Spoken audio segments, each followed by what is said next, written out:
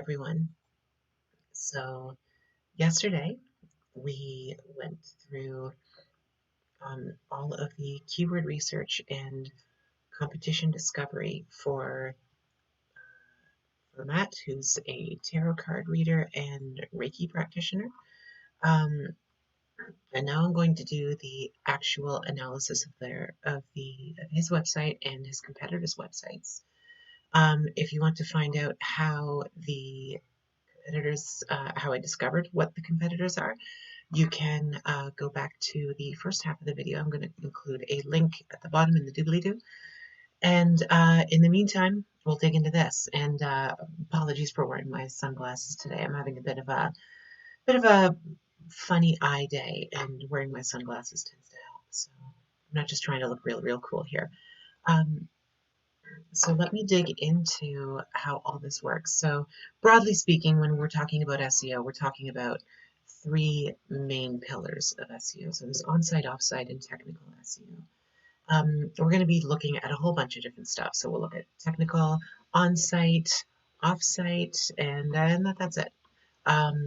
So let's start with technical because, hey, it's first in line.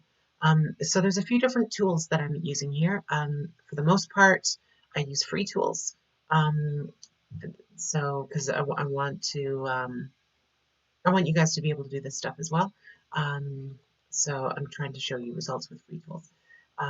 So anyway, let's start with Screaming Frog. Screaming Frog is a bit of a weird name, I know, but it's a great SEO tool.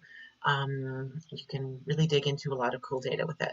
So we'll start with that. So we're looking at pages indexed. That's the number of pages that Google knows exists on your website. It's not necessarily the number of pages you have, but the number of pages Google knows that you have. Now we'll update later.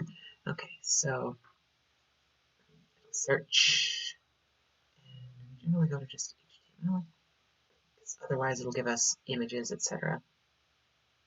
Right? Does he only have one page on his website? Let's take a look. The results it gives us are usually accurate, but not necessarily. Let's give this a shot.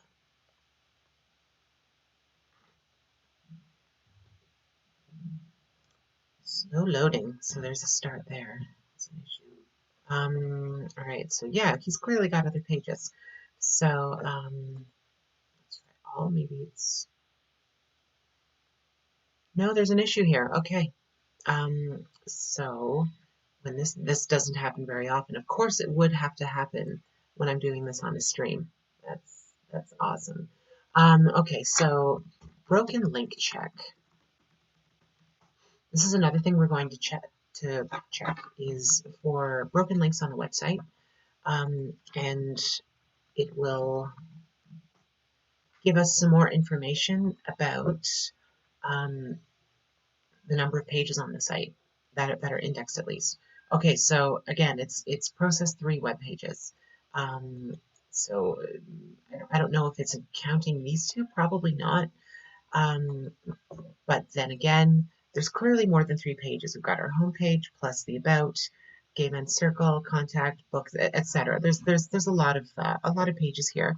And these are clearly on the site, right? These are not external links. This is on matero.com/ so this is part of his website. So so I'm going to put 3 on here, but I'm also going to make a note that there's clearly some additional issues,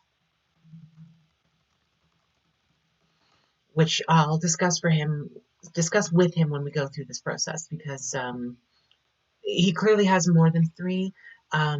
These scanners scan his website like Google would. And so he's going to look at that and be like, oh, wow, I clearly have more than 3 pages. So that's what's up there. Pages indexed that shouldn't be. This one I'm just going to kind of put NA. I might be able to reveal a little bit more about that, depending on what the next ones look like. Ditto with this. CMS. So a CMS, oops, wrong one. CMS stands for Content Management System. It's basically what you build your It's what you build your website on.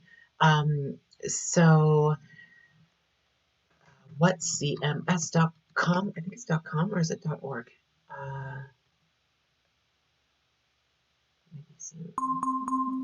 Oops, that's not good. All right, let's just try this. What's CMS? There's a bunch of different CMSs out there. Some are better than others, for sure. Like most SEOs, I worked within WordPress. He's using Weebly. Weebly is trash. It's Weebly and Wix. They're not good news. If you're building your own website, I get it. Not everyone can afford an SEO. Weebly and Wix are just absolute garbage. Squarespace is a little bit better, but it's still not great. It's just not recommended, so avoid that. Okay, so HTTPS, he does have HTTPS. SSL certificate stands for Secure Socket Layer. It's generally it's absolutely necessary if you're processing credit card data on your website, which I don't believe Matt is, but there is evidence that it's beneficial from an SEO perspective. So, and that is the primary version. That's not a redirect from. So yeah, so it looks like he does. Yes, page load speed. Okay, so here's another website I use, GT Metrics. Great platform for finding out a lot of interesting data about a website. So let's take a look here. It's going to analyze his site, and it's going to give us a bunch of information. So when I'm doing this, I use GT Metrics, and then I also use Google Page Load Speed Checker. I don't remember the exact. Here we go. Okay, cool. So this is going to measure his speed. And then I use this as well. This is Google's kind of like official page load speed checker. I like to use them both, and then I'll average it out. I feel like that's probably the most accurate. Okay, so 7.7 seconds. That's slow. That's really slow. There's really no reason whatsoever for a local business website to take more than 3 seconds to load. Absolute max 3 seconds. We aim to get our sites below 1 second. Not always possible, but often it is. 7.7 seconds is that's just absurd. It's far too long. And then if we look at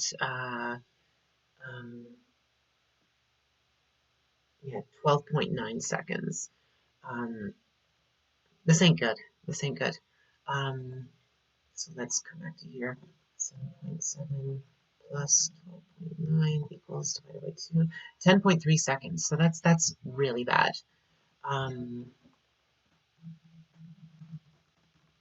Not good news. So why is his website taking so damn long to load? There are some reasons. Some reasons I can tell, some reasons I can't. Sometimes it's server-side problems, and I don't have access to his server. And that's deliberate. I don't get access to their backend when I'm doing these analyses because I want to compare their website as close as possible to their competition's websites. And it's unlikely their competition is going to give me access to their backend. So I look from a bird's eye view. So there are some things that I cannot tell. However, there are some things I can tell. Like, for example, he's not serving scaled images. So that is almost an extra megabyte of extra data. So, and then also an extra 161 kilobytes. So that's, I'll just say, more than a megabyte of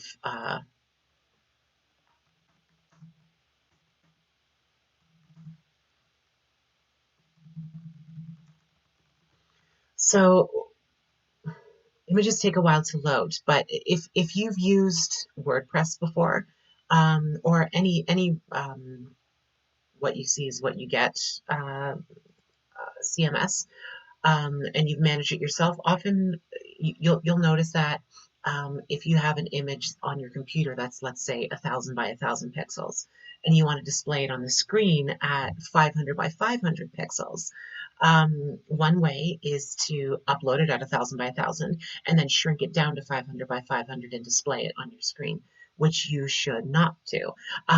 What you should be doing is scaling it down to 500 by 500 in Photoshop or whatever it is you use, and then uploading it. Because what happens is if it's at 1,000 by 1,000 and you've shrunk it down, it's still loading as though it were 1,000 by 1,000. It's not creating a smaller version of the picture. It's like a building is smaller because it's further away, but it's not really smaller. It's just further away. Kind of the same idea. So that's a big problem for sure. He's not optimizing his images properly. As well, it can be just like the wrong image type. Like if you're uploading a bitmap to a site, it's going to take a lot longer to load, and that's not necessary. Where are we? Let's go back to our list and see where we're at next. External requests. Okay. So let's take a look at what he's got there. It's actually not, it's still a lot. 36 of them. So an external request is anything that loads with your website that doesn't come from your .com.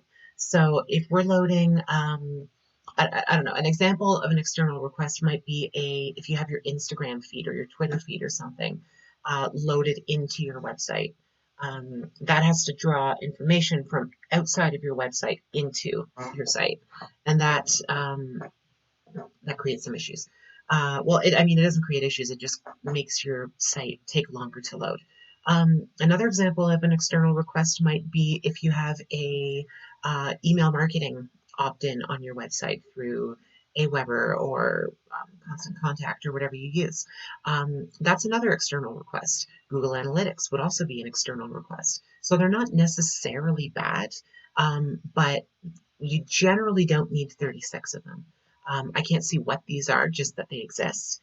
And yeah, that's enough to say that it's not very well optimized. Code minified.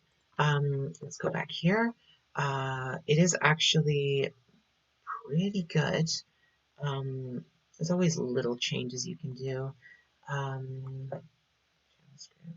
let me say it's minified. A couple bytes here and there we can change, but for the most part, it's pretty good. Okay, so then from there, let's take a look at accelerated mobile pages, or AMP. So no, I keep opening Chrome. I don't mean to. I'm trying to use Firefox here. So AMP stands for Accelerated Mobile Pages, and it is it's an initiative put forward by Google to help make the web better. If you've ever Googled something on your phone, let me show you. If you Google, like, news websites often have it. Let's just Google, I don't know, CNN. If you see the search result, here, let me see one that you can actually see. It's kind of hard to see it. I don't know if you can tell there, but there's like a little lightning bolt right there. That means it's an AMP page. And if you click on an AMP page, it's supposed to load instantly. No comment on what that news article is about. I didn't even read it. But the nice part about AMP is the website loads instantly. Now, the jury is kind of out onto whether there is direct SEO benefit for AMP. Some SEOs like it, some don't. We like it. We use it. We found that on the websites that on which we integrate it, we get higher we get higher mobile traffic. So yeah, but he does not have AMP. Not surprising. I would be surprised if he did have it, based on how optimized his site is so far, as well as just in general. It's rare that I find a website that has AMP. Okay, so schema markup. This next part I'm going to be using a service called SEO Site Checkup. So let's load this, open it up, and we're going to plop that website in here. This is a free tool as well. There's a paid version, but for our purposes, the free tool works just fine.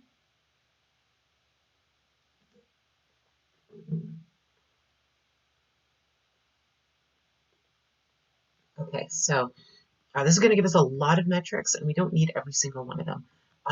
So let's search for micro data. So he does not have structured data schema. Now schema is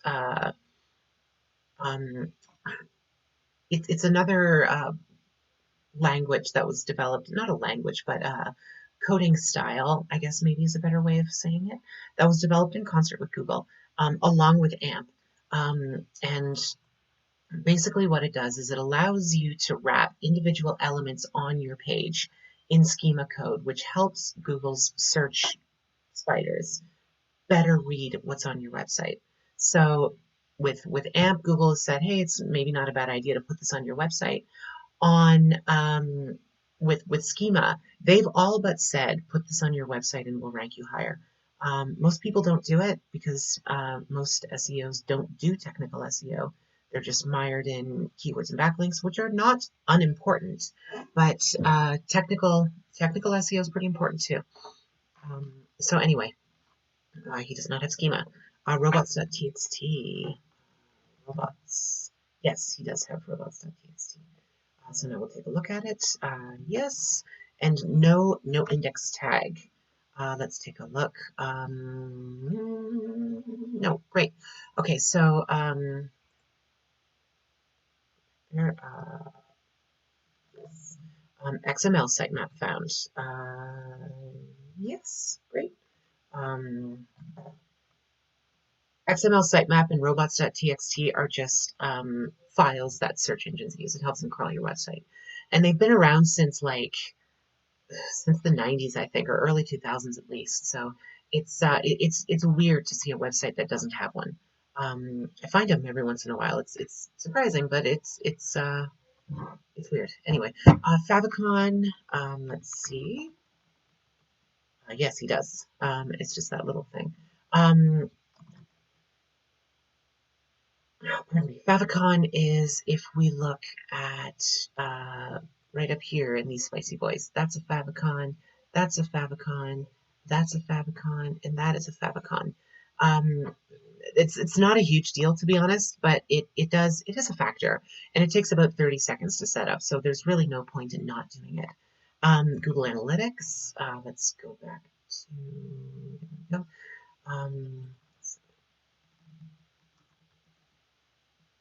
Linux script is not detected, so that's bad news. SEOs know that's a great source of data, both for SEOs and for Google itself. So get Google Analytics. If you don't have Google Analytics on your website, what's wrong with you? Do it. Broken links on site. We already ran a checker, and it said we did not have broken links, so that's great. Custom 404 page. Let's go. Did we do that? Let's see. So a 404 error, if you go to, let's see, mattterra.com/, that's obviously not going to be a page. So let's go there. And if we do have, okay, so you've probably seen pages like this before, or we could go to www.com. Watch this actually be a website. No, it's not. Okay, so you've seen web pages like this before. So this is a 404 error page, which basically means that the page was not found. And with Matt's page, that also doesn't exist. It's kind of a custom page because that did take us to mattterra.com/404, but it's not done very well. So let me show you, for example, if we go to one of my clients, askdrjj.com/, so we'll load this, and this is clearly also not a page, which is okay, because that's the point here, and internet's running a little slow today. Anytime now.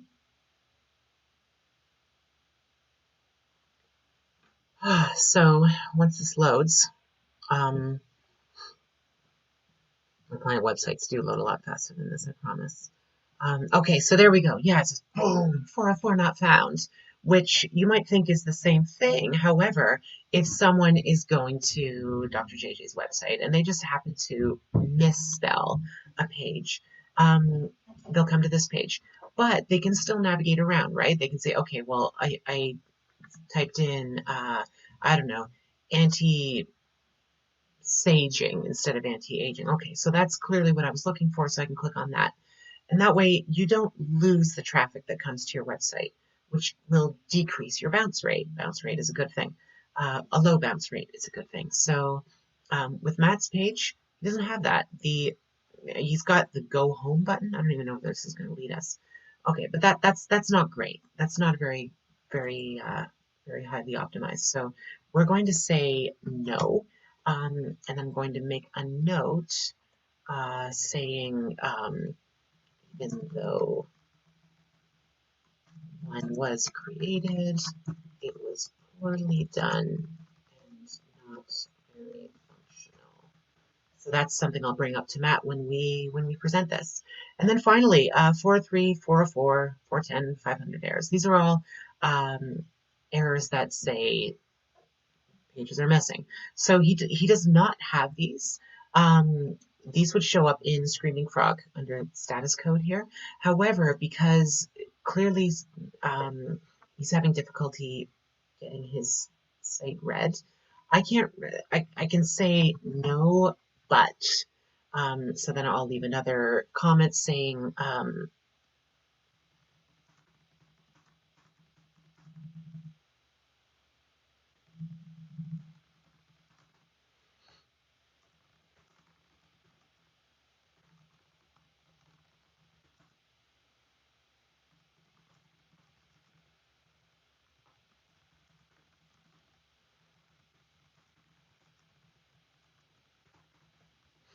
okay, so there we go. So that's the technical SEO analysis.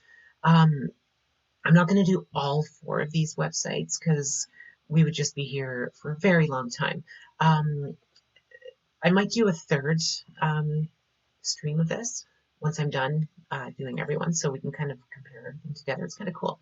I don't know. I find it interesting. I'm a nerd, but excuse me. Anyway, okay, so let's move on to on-site SEO design and content analysis. So we start with this, which I call my 2-second test. Let me copy paste these. So yeah, my 2-second test, and I use my eyeballs for this. So what I'm going to do is I will load Matt's website, and then I'm going to just look away for a moment. And then once it's loaded, okay.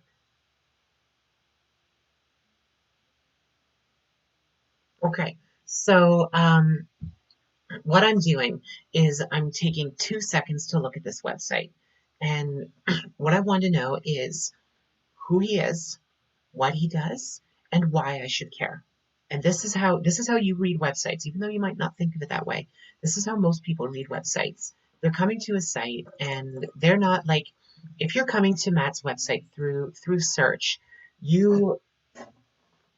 chances are you have never heard of Matt before, you don't know him from Adam, and you're interested in tarot card readings and energy work and Reiki sort of work in general, but you're not looking for Matt yet.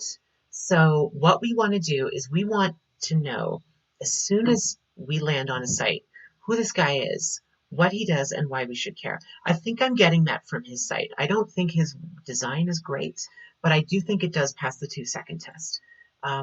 So I'm going to say yes. Okay, domain age. This is how old a domain is. So it's not how old your website is, it's how old your .com is, or your .ca, or your .org, or whatever it is you have. Your URL, how old it is. And you know what, actually I can run all 4 of them at the same time, so I'm just going to do that to save us a little bit of time in the future. It is a metric that Google considers. It's not a huge deal. It is a fairly minor factor, but it is something that they do consider. So it's worth looking at.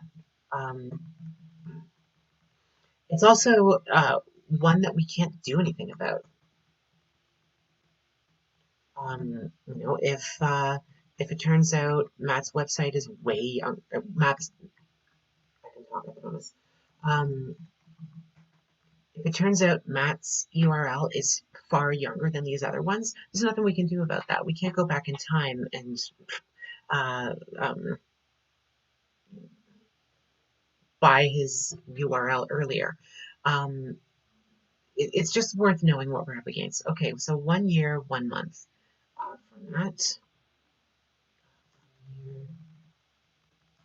1 month. For Osal, it is 11 years, 10 months. Nature's Intentions, oh wow, 15 years, 10 months. And then Alternative Healer is 8 years, we'll round up because it's 16 days, 8 years, 3 months. So you can see very clearly here, Matt is at a disadvantage when it comes to this specific metric. We can make up for that in other spots, but clearly Nature's Intentions is the strongest here. So I'm going to mark that blue, and blue means you're doing the best. So when I'm looking at SEO metrics, there's some things that are objectively right and objectively wrong. You can, if you have broken links on your site, that's an error. If you don't have broken links on your site, that's correct. There's no middle ground. You either got it right or you got it wrong. So X or check mark, like a multiple choice, a true or false test. And there's other factors like the domain age, where I can't say that like your domain is X number of months old, so that's the correct number. I can't do that. So I can only say this guy is the strongest and this guy is the weakest, and here's where you fall. Does that make sense? Okay, so optimize title tags. Let's take a look at this. I don't imagine we're going to get a whole lot of great data out of this. Actually, this title tag is shit. So title tags are, if you look at like what's up here, that's your title tag on whatever website you have. It's a great spot to put keywords, and this is not an optimized title tag. So I can see that Matt is not doing SEO, or if he is, he's doing it at a level that is not very well optimized. So I'm going to put a 0% for that, because he has one title tag, one that I can see, unfortunately. And you know what, actually, let me take a look and see if he's got better ones on any other pages. Nope. That. Nope. No, he doesn't really have anything. It's unfortunate, but okay. So he's got 0 with that. Now let's go to meta description. Let me show you what a meta description is. So if I go to Google and I search, I don't know, bananas. I just had a banana for lunch. So right here, this is a meta description. This is also a meta description.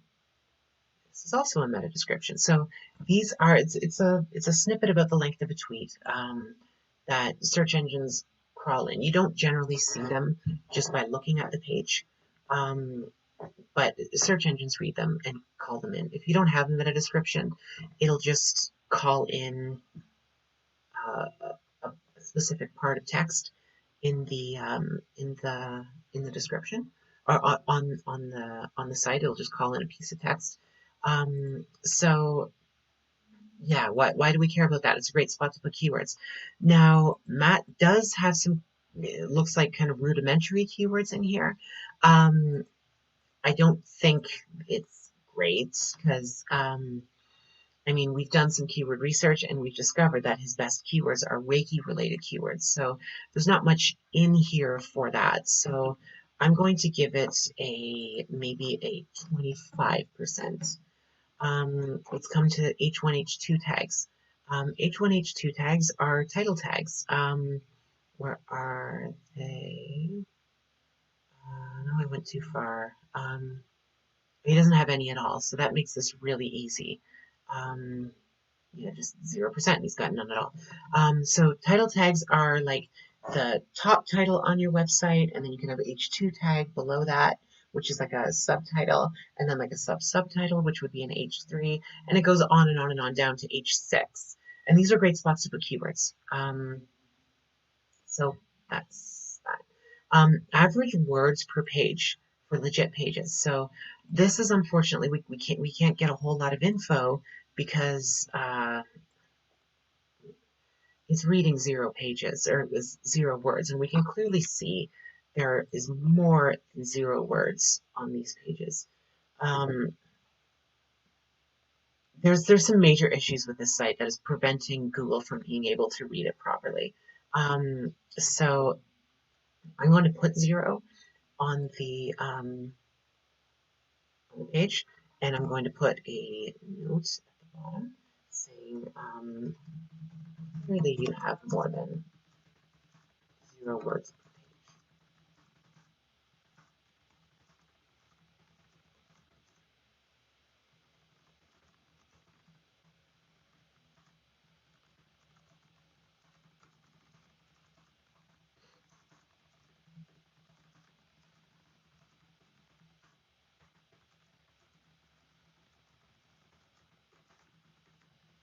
Okay, cool, there we go. All right, mobile friendly.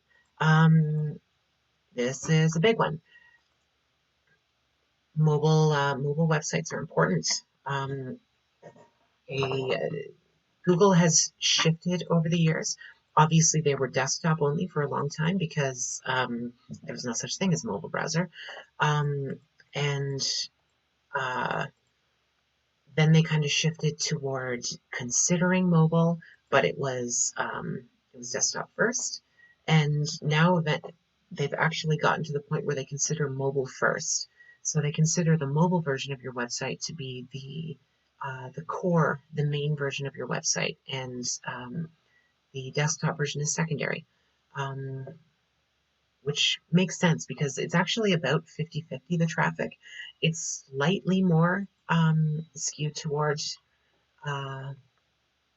toward mobile, but yeah, mobile and desktop are pretty much equal, more or less.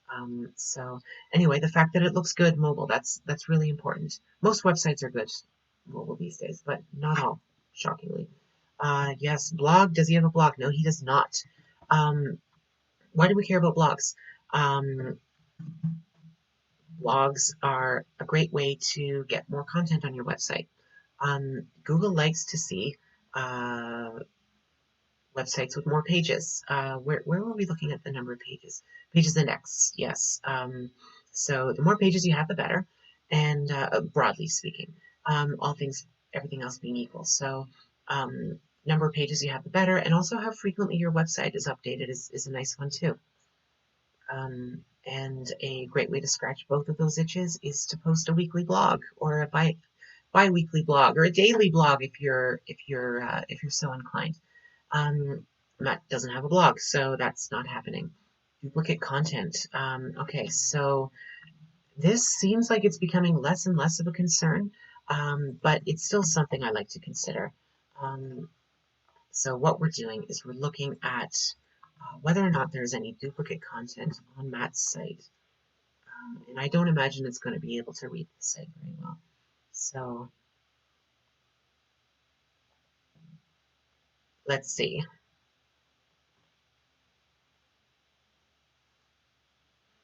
One page is scanned if one found. Yeah, shocking. So it's saying 0%, 0% duplicate content. You know what? Maybe I will do another one of these sites. So we can actually see what these results are like, because this stinks.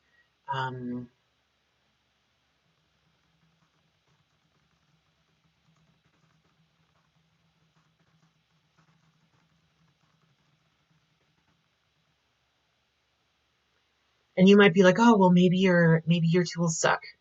I mean, I'm using good quality tools. These are fairly well-known tools through the SEO industry. There are some results that I can be getting, but I mean, I've run so many tests with these tools that have turned out to be accurate that I'm skewing more towards the fact that his website just kind of stinks. And if you happen to watch this, Matt, please do not take offense. I don't mean this personally, but you hired me to check out your website, so that's what I'm doing. Anyway, let's move forward. Let's take a look at the offsite SEO analysis. Average links per page. This is another one that we're going to have trouble with. Yeah, see, it's got 0 in links. Now, link scanners are notoriously unreliable, so I don't take these as gospel, but rather as kind of a broad idea. So if it shows the average links coming into a site is about 1,000 per page, then I can say, okay, well, it's been around for 15 years, it's got 1,000 links per page, this many pages. That works out to about X number of links, which works out to about X number of links per month, which tells me either they're doing SEO or they're not. Or if they are doing SEO, they're not doing a whole lot of backlinking as part of their campaigns. So I'm going to put 0. And I'm just gonna have to tell Matt, like, I'm sorry, my dude. When we go through all this stuff, there's going to be a whole lot of unsatisfying results, and the reason for that is because your website is very poorly made. All right, so now we're going to take a look at Google My Business, and let's find out if he has Google My Business or not. And if he doesn't have it, that's going to make this section very quick. So let's zoom out of here because we're not searching in London. We're searching in Toronto because I know that's where he's located. And broadly speaking, he is within this area. So let's search for mattero.com. He's not there. Nope. Nope. I'm going to scroll out a little bit more. No, damn. All right. So, no Google My Business page. Actually, we'll put NA because not only is it not claimed, it doesn't exist. And that means all that is blank. We're going to skip the citations part for now. So Facebook, we'll just take a look at Facebook real quick. Facebook.com. Let's see what kind of nonsense comes up here. Get out of here.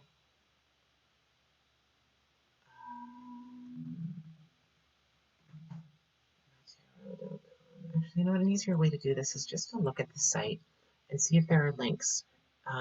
Okay, so we've got Facebook, Instagram, and YouTube. And then, okay, so Facebook, yes. Twitter, I'll say no. Instagram, yes. YouTube, yes. Now, last video uploaded. That's something we're going to be interested in because YouTube is owned by Google. Oh, wow. Okay. YouTube.com/Mattero. Let's try this.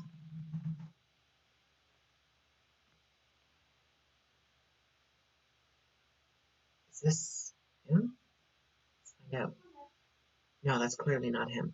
Pardon me. Okay, so he does not have a YouTube channel. So that's bad news. So we'll say no YouTube channel. Last video uploaded, not applicable, not applicable. All right, so a lot of this just sucks. This is unfortunately very weak.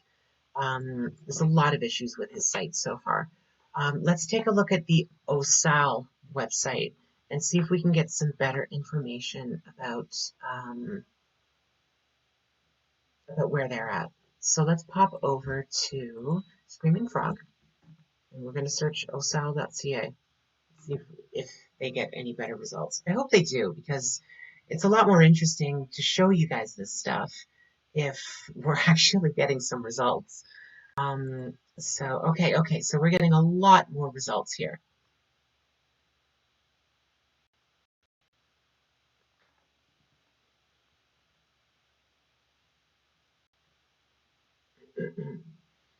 So we're just going to chill for a moment and let it roll.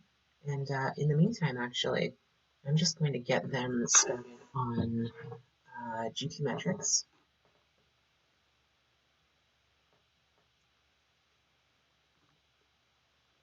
and on Broken Link Checker. We may as well.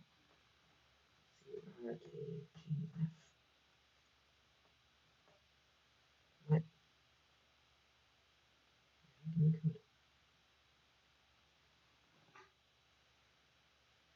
No? Okay, CQGK7.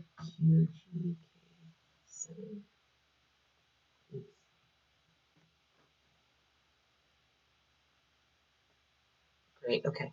All right, so sometimes it'll give us this saying that it's limited to crawling 500 URLs. There is a paid version of Screaming Frog that allows for the full scan. But for the purpose of what we're doing here, it's not really necessary. And part of the reason for that is because of what we are doing with Broken Link Checker. Pardon me, it's going to tell us how many pages they have on their site. If I was working with a client, I might on an ongoing project, I might use the paid version, but because we're just trying to get what we're doing here is a reconnaissance mission. So we're getting an idea of what your current state is, what your competition's current state is, and what you might need to overtake them. So based on that, we don't really need an exhaustive list. It's more just a bird's eye view. So we'll let this thing run its thing, and we'll fill in pages indexed in a moment. Pages indexed that shouldn't be. So this is a good opportunity for us to take a look through these pages. So we're going to see stuff that's indexable and non-indexable. So you see right here, come on, stop it. Non-indexable. That means it's not going to show up in Google searches, and that's actually a good thing for this page here, because this is the type of page that you don't need to have show up in SERPs. So that's great. That's actually great to see. I mean, it's not great from Matt's perspective, from my client's perspective, but it is good news for Vivian Osal. So let's take a look at some of the pages that are indexed that don't need to be. So what we're looking for are like WordPress or CMS login pages, like the author pages. They're generally not necessary. Thank you pages, just that kind of stuff that it's just never going to matter in search. And it looks like it's pretty damn good at this point. Let's see what this page is. I don't know what that means. Let's find out. Channeled message 013117. I don't know what this person's about, so okay, so broadly speaking, it looks like it is a blog article. My phone is ringing. Pardon me just a moment.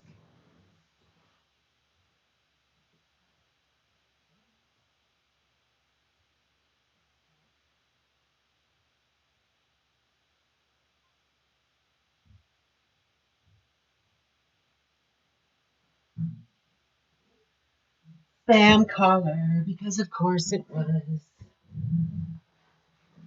Anyway, let's get back to business here. So, yeah, it looks like, broadly speaking, this is a blog article. So that's a good page to have. Weird title, good page. Yeah, for the most part, it looks like they're pretty good pages to have on here. Meditation CDs, amazing. Terms and conditions, that's not really necessary.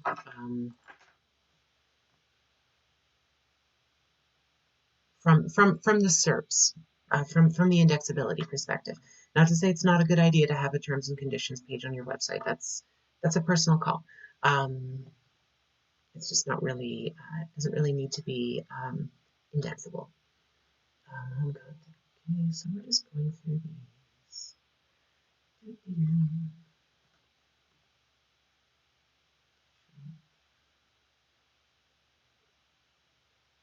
So that's pretty damn good. I'll put one page that's indexed that doesn't need to be. Total quality pages indexed. We're not there yet because we're still running the, where is it? Broken link scanner. Oh no, okay, 166. Okay, that's pretty good. 166 pages. That's a lot of pages. 65. Okay, so 18 broken links. So that we can come down to and see 18 broken links. That's bad. A broken link is a link that will create a 404 error. So if we come back to this, this is the link. So if we click on that link, it will take us, oh, no, it's not, my bad. Here's the URL, and that is going to take us to, oh, it worked. This is the page on which the, my bad, the page on which the, I'm going to open both of these, see which one gives me the broken link. Anyway, so these are broken links. They're links that go to nowhere. Google really doesn't like them, and they create 404 errors. And it looks like they're, for the most part, they're actually on the osal.ca website. So we're going to put 18 broken links, and that also segues into the 404 errors. So if we take a look here, status code 200 just means it's live, it's active, it's working more or less the way it should. 301 errors, they're not errors, my bad. 301 status is when you delete a web page, or you make it inactive for whatever reason. The traffic has to go somewhere. So if we open this osal.ca/authors/osal editor, this should take us to a page that is not this page. It'll probably take us to the home page. Okay, well, that didn't quite work, but pardon me. When you have a 301 error or 301 status, that's just redirecting to another page, which is exactly what you should be doing. If you delete a page on your site, you have to send that traffic somewhere else, and so that's what they should be doing. So 301 is not a bad thing. 404, on the other hand, is a bad thing. So if I open this page, it should give us an error message. Yeah, not found, error 404. And so actually, remember when we were talking before with Matero about using the custom 404 page? This is the idea, right? Where it says not found, error 404. Okay, that's a drag. I clicked on the wrong site. However, I can still click on all these other things, so I can still do something with this website. So, so we can say there are 1, 2, 3, 4, 5, 6, 7, 8, 9, 10 404 errors, and there is a custom 404 page. So that allows us to fill in that information really nicely. CMS, so let's go to cms.org. These things are much more interesting to do when the site is not so badly damaged that it can't be scanned. Okay, WordPress version 5.4.1. WordPress 5.4.1. And the latest version of WordPress is, I don't remember, 5.4.2. Okay, so we will still give that a red. We'll say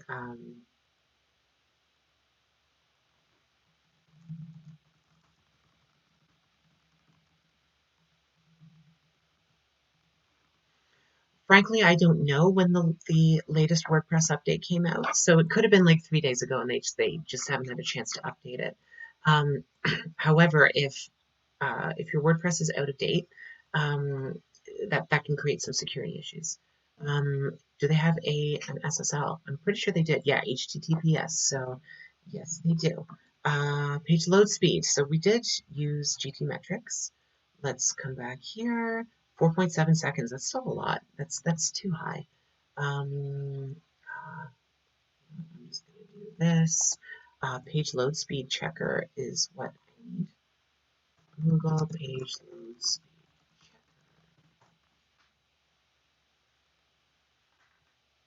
Does anyone else not bother with bookmarks anymore? You just know that Google will know what you're looking for.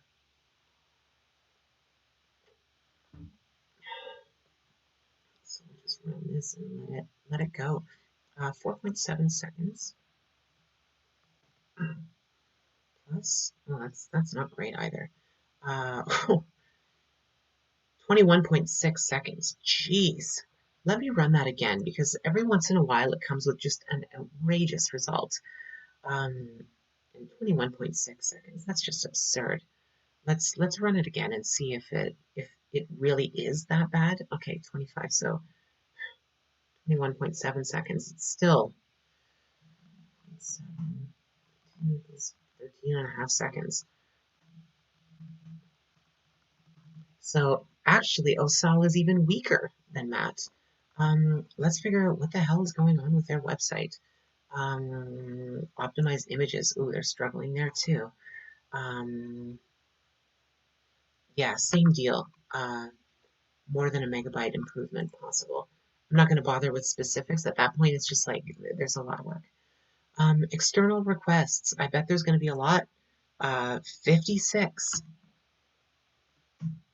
Again, I don't know exactly what those are.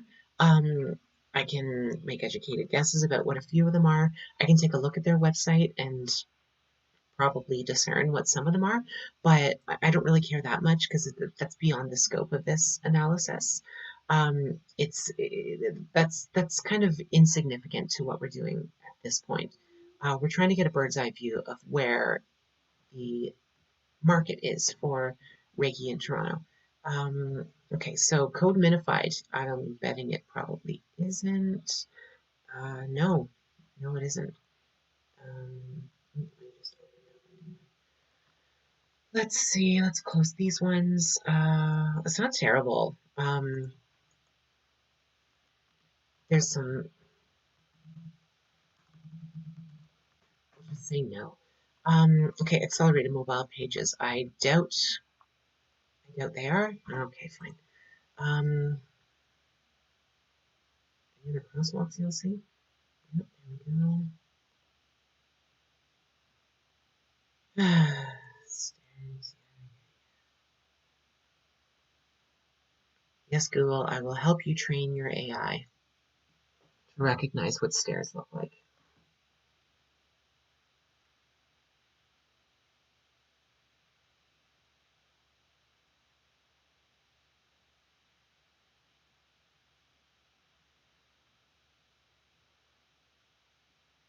All right, let's see. We're fetching the page and running the test.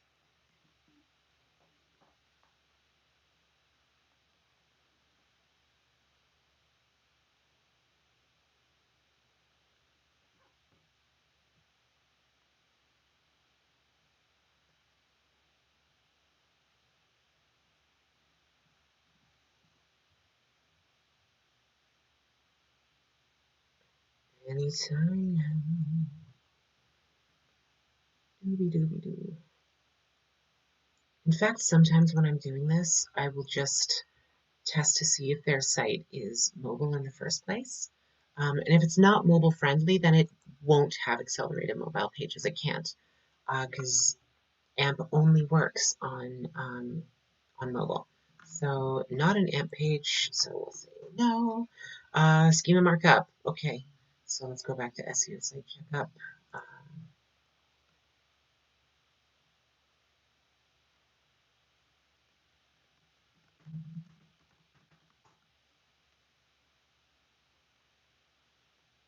I'm giving away a lot of stuff here, you guys.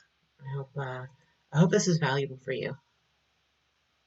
Feel free to leave some comments in the comments and let me know what you think.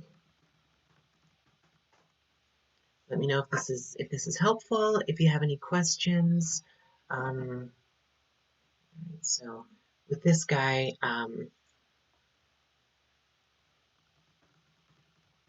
might be a little unscrupulous of me, but they'll only allow you to do one scan per day.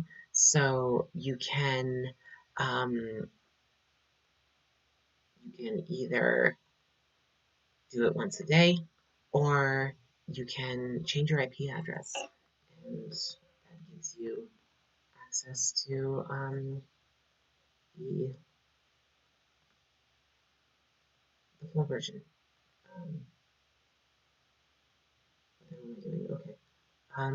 osal.ca is what we're supposed to be searching. Let's come back here, search,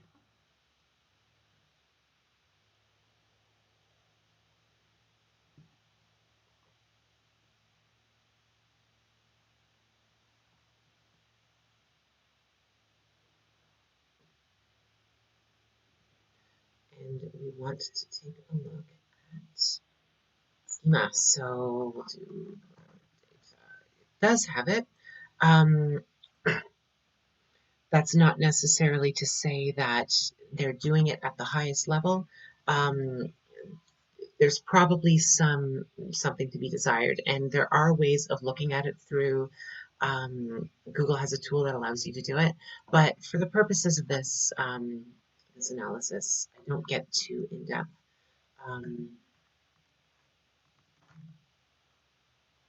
Again, I'm just trying to get a bird's eye view. Okay, so here we go. Disallow directed text. It is disallowing.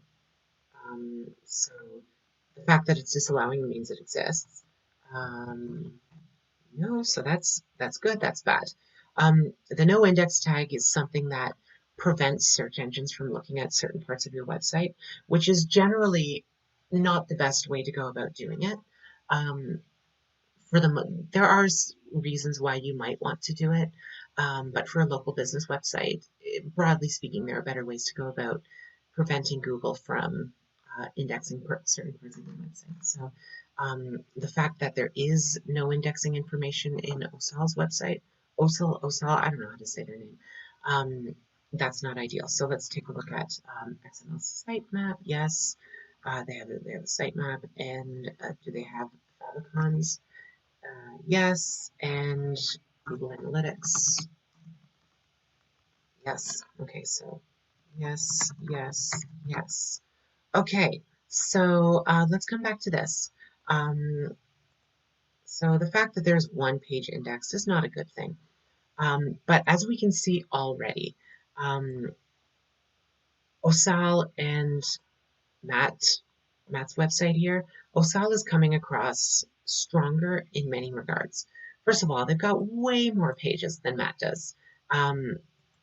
Even if we don't take into consideration this issue with the scanner, I mean, Matt has 7 or 8 pages on the site at best. OSAL has 165, 166 if you count the number of, we already went over that. That's clearly far and away stronger than Matt's website. They're actually equally weak in some areas, though. So images properly scaled, they're both terrible. External requests, I'm always reluctant to give a specific value to the external requests because I can't see what they are. And it's possible, however unlikely, that OSAL needs all 56 of their external requests. I'm willing to bet they don't, but it's possible. However, I generally like to say the fewer external requests you can get away with, the better. Code minified, Matt's in pretty good shape. OSAL is not. Nobody has AMP. Matt does not have schema, and OSAL does. Let me just green the green stuff and red the red stuff. So you can see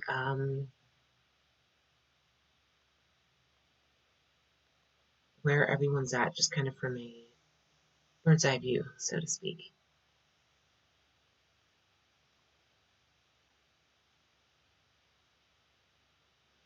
So there we go. We can see that OSAL is Broken links on site. No, that's a good thing. No broken links. Okay, so we can see that OSAL is stronger, but not a whole lot stronger, at least from a technical perspective. There's going to be some issues, some more issues. So we haven't looked at the on-site or the off-site stuff yet.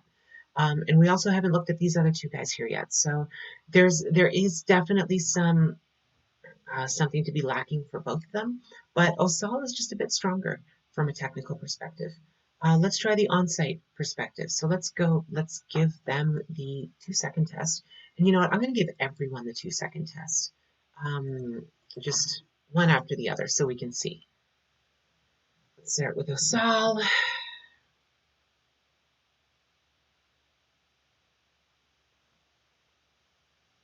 Okay, so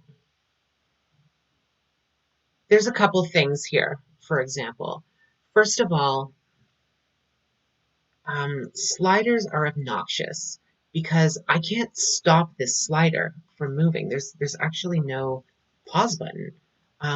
So I can't freeze the screen and see what's on there. It just keeps moving, which is very frustrating from a UX perspective. But also, what is this saying?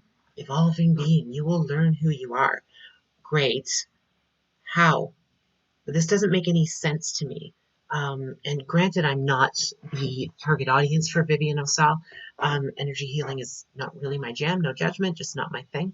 But it's not saying very clearly what she does, right? So I want to know who she is, what she does, and why I should care. So I can see Vivian Osal is an energy healer, channeler, and teacher. But I don't know what it is she's doing and how that's going to help me. I will learn who I am. I already know who I am. My name is Sophie Edwards. I do SEO. I'm a writer. I'm a drummer, whatever. Maybe that's speaking to a certain audience, but it's not really enough of a hook to get someone to stay on a website. So I'm gonna say this does not pass the 2-second test.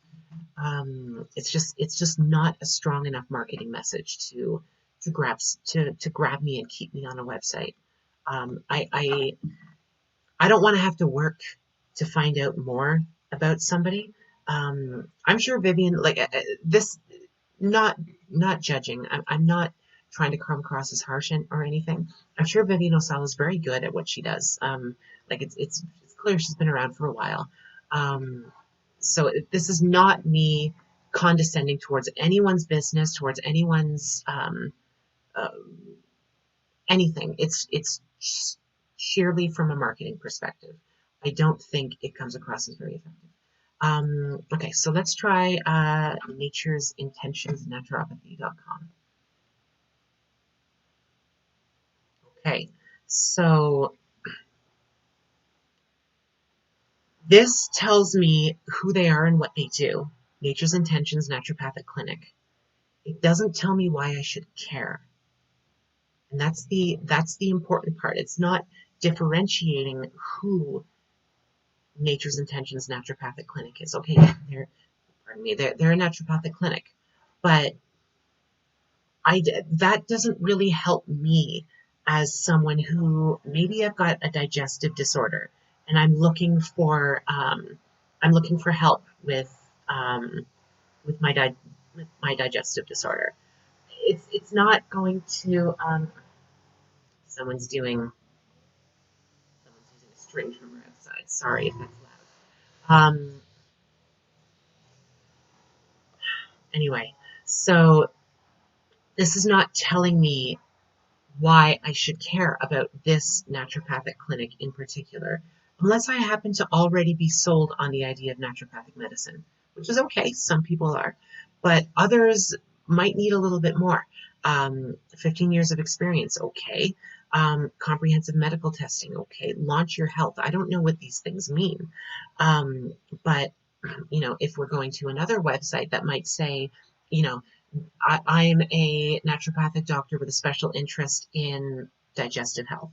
That tells me I should care about you if I have digestive problems. Okay, so I stick around. So I'm going to say this one doesn't pass either. It tells me who they are. It doesn't really tell me what they do other than naturopathic medicine. And frankly, I don't care. Again, not trying to be harsh. I'm sure they're perfectly talented practitioners, just not selling very well. Just a moment, y'all.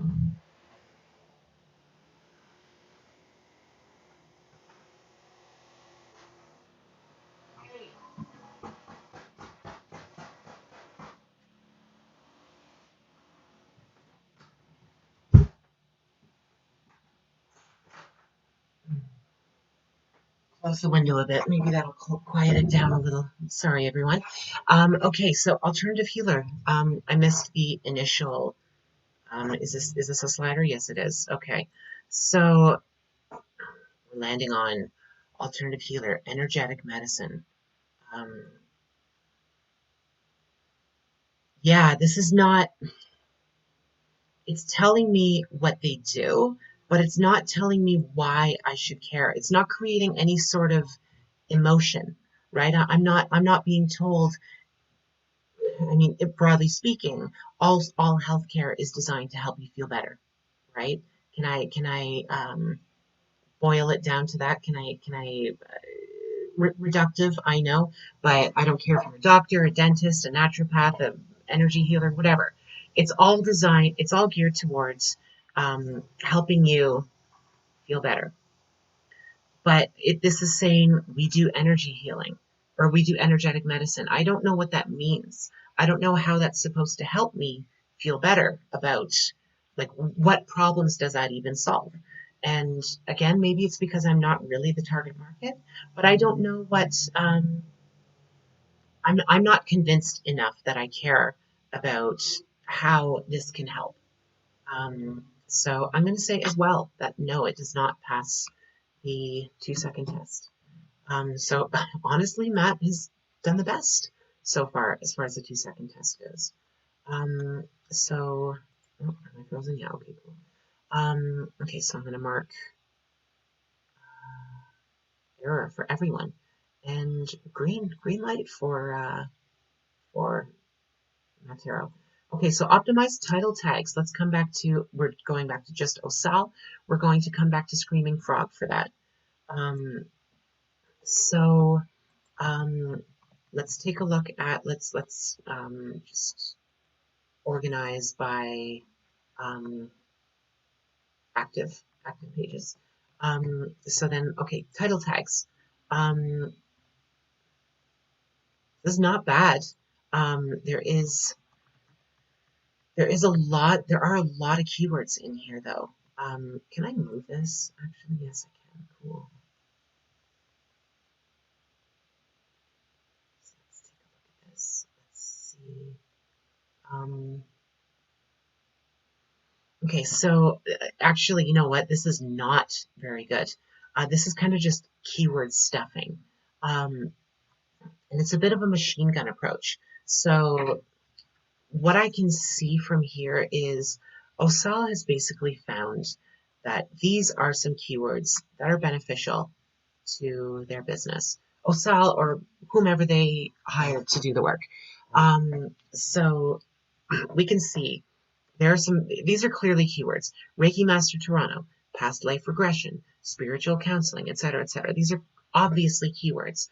However, when we look at each one of these pages, it's the same thing over and over again.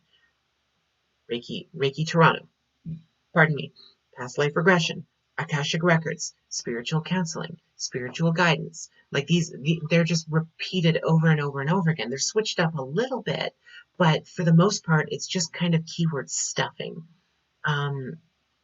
Which is, oh, and this is bad too. You take a look at this, and you see, oh, actually, are these unindexed pages? They're non-indexable. Okay, so that's not a big deal. But you see a lot of duplicate content here.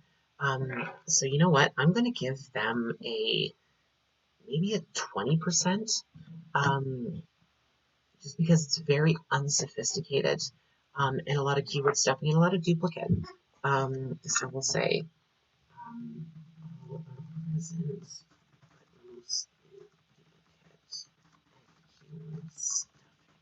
and when I have a conversation with Matt, I'll help him understand what the hell that means. Okay, so meta descriptions. I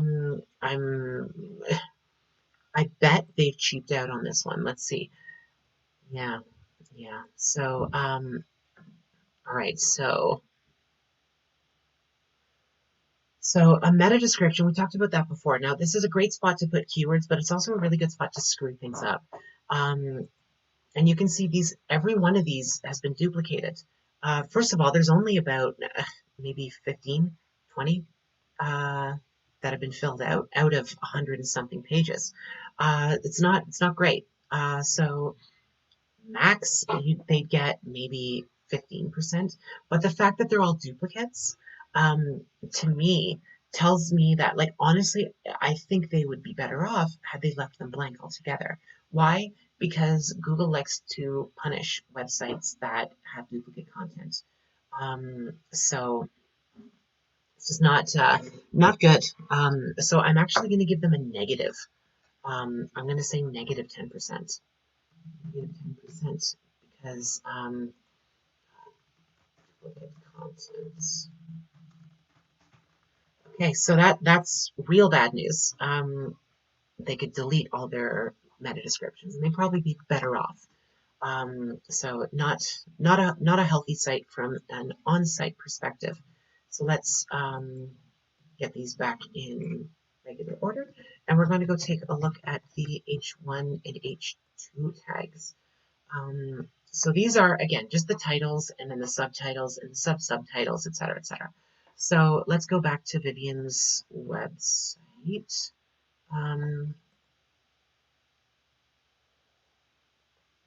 So this here is likely an H2 title. No, it could be an H1. I could find out, but I can't really be bothered. If you really care, you can inspect element and yeah, H2. Okay, so that's an H2 tag. This spicy boy right here is an H2. You see it says H2, so that's an H2 tag. This is probably an H1. Oh no, it's not even a, oh yeah, it is, it's H1. That's an H1 tag. So these are just great spots to put keywords. And I know you can't always put a keyword in there because sometimes it might come across as spammy. I get it, but it's always a delicate balance between giving the keywords and making yourself not look like a weirdo. So there's the delicate balance of marketing towards humans and marketing towards Google's search spiders. So we'll take a look at these. There are some keywords in here. Reiki certificate courses, that's certainly a keyword. Past life regression, sure. Angel light reading certification courses, yeah. Akashic records, probably. Hypnosis and NLP, these are going to be keywords. Some of them are not, but also some of them are not really that relevant because coming back to this, like terms and conditions, you Google terms and conditions, does anyone do that? And if so, what are the chances they're looking for the terms and conditions on Vivian Osal's page specifically? Probably not terribly high, so we don't care. Yes, some of these are keywords, often they're not. Let's take a look at the H2. A lot of the secondary H1s are missing, which is okay. You don't really need a secondary H2. Let's come to the H2s. Again, not a lot. Some are in there. Past life regression testimonials, that might be a keyword. Past life regression certainly is. Testimonials might be in there, who knows? Welcome to the angelic realm, probably not. What can you expect during an angel reading? That's a nice long tail keyword. Sorry, there's a fly in here. I'm swatting at the air here. Okay, so not very strong. I'm going to give them maybe a 15%. And I'll say mostly missing, poor keywords targeting, ones they did do. Okay, so let's come back here and we're going to do not unique links, wrong direction. We want to come to word count. Average word count per page. 17,000 words. That's gotta be. Oh, it's a testimonials page, so she's probably just got eons of testimonials all listed on the same page. Let's take a look. Let's see. Okay, yeah, she's got an entire book written on that page. Yeah, that's getting into like novella territory. Hey, it's in my purse. I'm doing a live stream. Okay, so what we're going to do is we're going to take what we want to do is we want to know the average number of words per page, but we also want to know the average number of words per page on the pages that actually matter. So what I'm going to do is I'm going to bring this metric. This is really handy that it lets you do this back to this area. So then we want to grab these numbers for the pages that are actually relevant to this client, or not to this client because she's not a client, but you know what I mean. So we'll come down to how are we doing as far as where are our we need to go further back.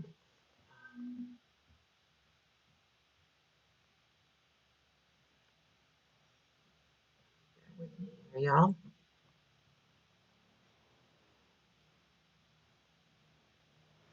Probably have this all set up first, but I just wanted to show you what the kind of like raw version of Screaming Frog looks like because I don't want to muck around with the settings too much, so that when you open your Screaming Frog to try and maybe duplicate what I'm doing here on your own website, you might be surprised at the positioning of things. So just trying to be helpful. Painstaking, my apologies. Okay, so let's come back to the beginning. Come on.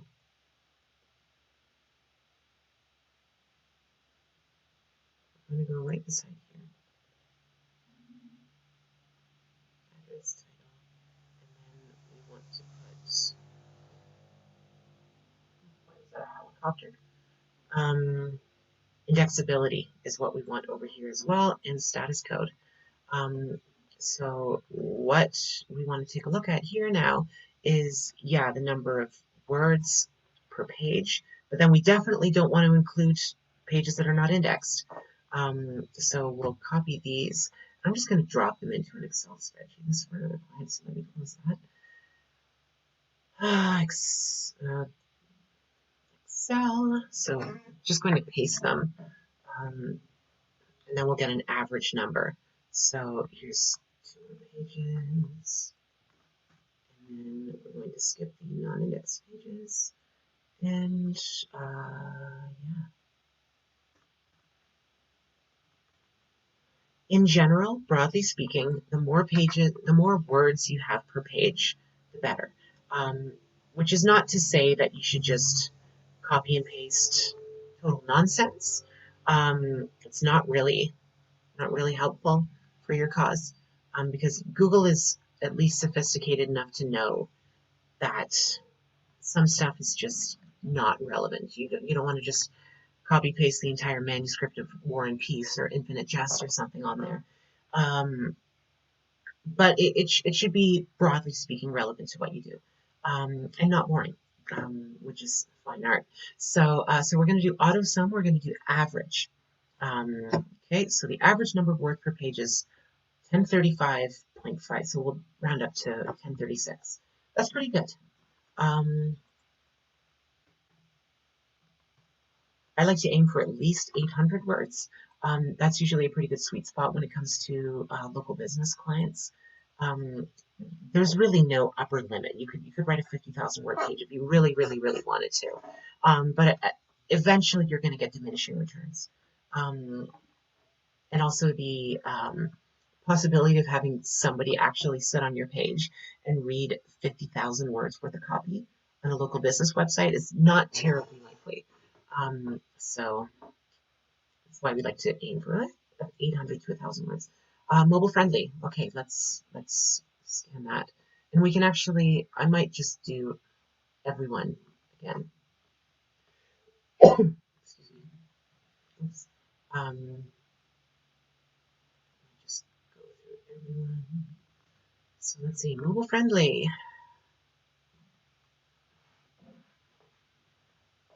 Yes, I'll train your robots for you. So we're scanning to see if it's friendly on mobile. I mean, you can just take a look on your phone, but frankly, my phone is basically doing something else right now. I'm running a script for Instagram. More on that maybe in another video. Feel free to reach out if you're interested. Anyway, so we can just scan that and take a look and see what results we might be able to come back with.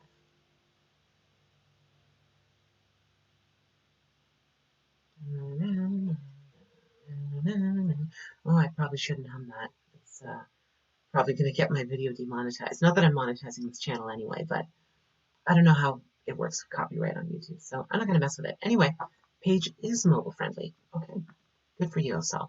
So let's try Nature's Intentions.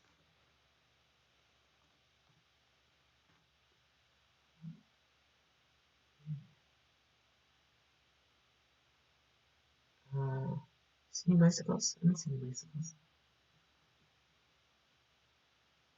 Trick question, trying to trick me, Google, huh? Nice try. Okay, and in the meantime, we can kind of just eyeball. We can see with Osal, does Osal have a blog? Osal has a blog. Let's see when the last time that their blog was updated.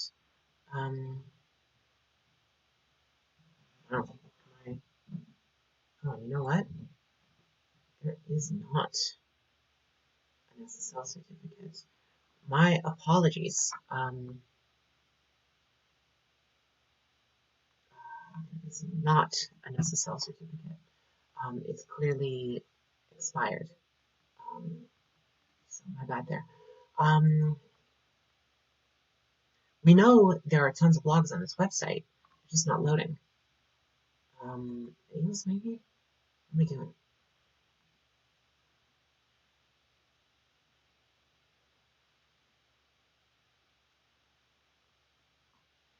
So we want to see not only if they have a blog, because having a blog is good, but having a blog that hasn't been updated in 5 years is not helpful. It's not going to do anything. So I'm trying to figure out if their blog has been updated recently.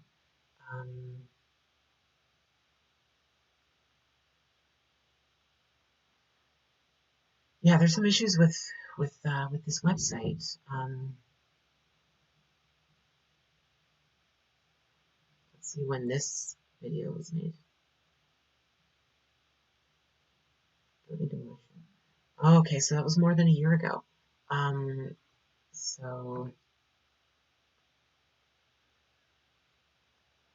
So that means there, and I can't see, unfortunately, which is really unfortunate. I guess I just said that twice, didn't I?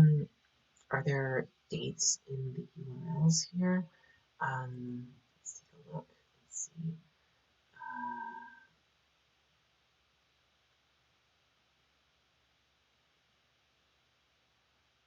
No, it doesn't look like we've got the date pages. All right, so best I can see is that the blog hasn't been updated in almost a year.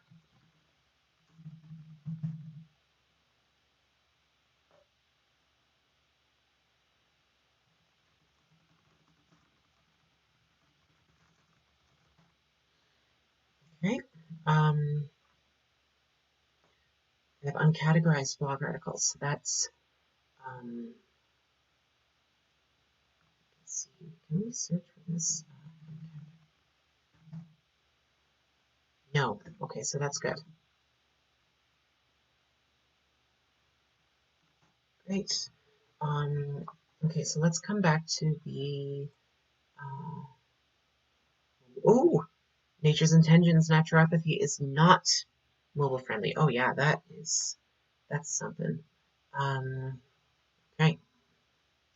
Not mobile friendly. There's some issues there for sure. It looks like it's trying to be mobile friendly, but it's not loading properly. Um,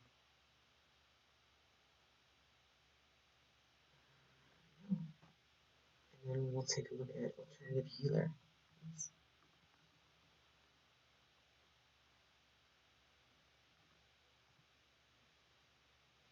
try that one.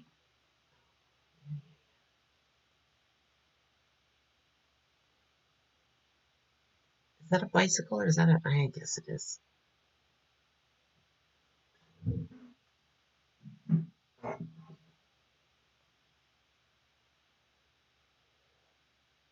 Okay, so while that scans, let's take a look at alternative healer and see if they have a blog.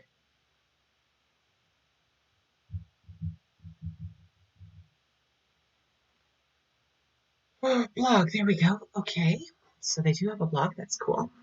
When was the last time it was updated? That's the tricky part. That's what we're really caring about. Oh, okay, it was a couple weeks ago. Okay, and then before that it was April. Um, so it looks like it's intermittently updated. So, I mean, you can see it was like uh, 3 articles within the span of 2 weeks, and then nothing for, pardon me, for 2.5 months. And then before that 3 week, for that 3 article streak, there was nothing for almost a year. And you can see they kind of just splattered a whole bunch of articles. So maybe they launched a new website on June 16th and they're like, oh, great, let's put a whole bunch of articles up. So 1, 2, 3, 4, 5, 6. And that I see that often with new businesses that start new websites, or even old businesses that start new websites. They're like, yeah, we're going to blog all the time. It's going to be a great blog. We're going to make sure we really provide value for our clients. And then they just puke out a whole bunch of blogs, burn themselves out. There's no way you can possibly keep up with 6 blog articles per day if you're a small business. I'm sorry, you just don't have time for that. So it's far better to dole them out, 1 per week, 1 every other week even, 1 a month if that's all you can manage. It's better than nothing. But puking them all out at once is not the best idea. So I'm going to say yes, but intermittently active or inconsistent. That's maybe an easier word to say. And then Nature's Intentions. Let's see their blog. Do they have a blog? And while we're at it, this alternative healer is mobile friendly. Okay, cool. Good to know. And do y'all have a blog? I have a blog. Blog and articles. I don't know what the difference is. It's supposed to be the same thing. But okay.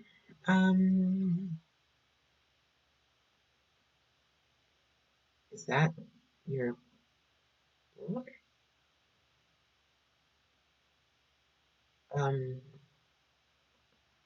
Okay. I don't think that word means what you think it means. Um, this is a strange way to set up one's blog.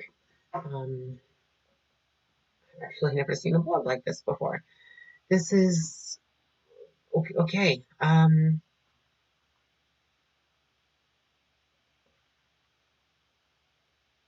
This is wild. It's a weird website. I'll say yes. I can't tell if it's inactive or not because it doesn't have any dates on the articles. Also doesn't have any freaking articles for God's sake. This is weird. This is really weird. Um, let's try maybe this. Latest post is resveratrol.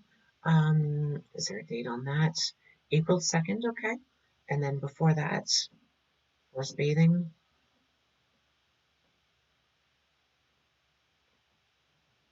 February, February to April, and then Happy New Year.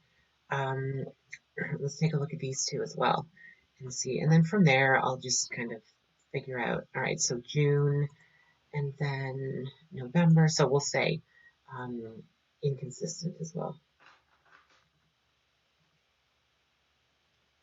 All right, so everyone's slacking on the blogs. Um,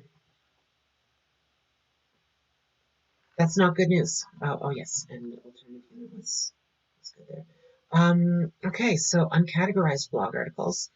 OSAL was good there. Duplicate content. Let's take a look at SiteLiner. Not, I keep wanting to go to Chrome. And I'm going to close some of these pages.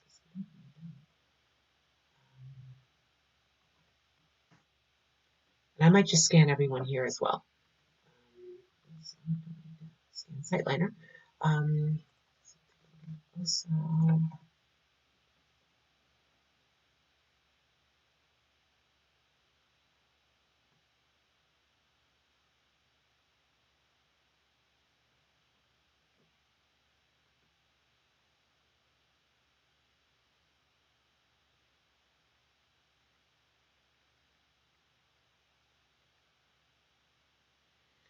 Oh boy.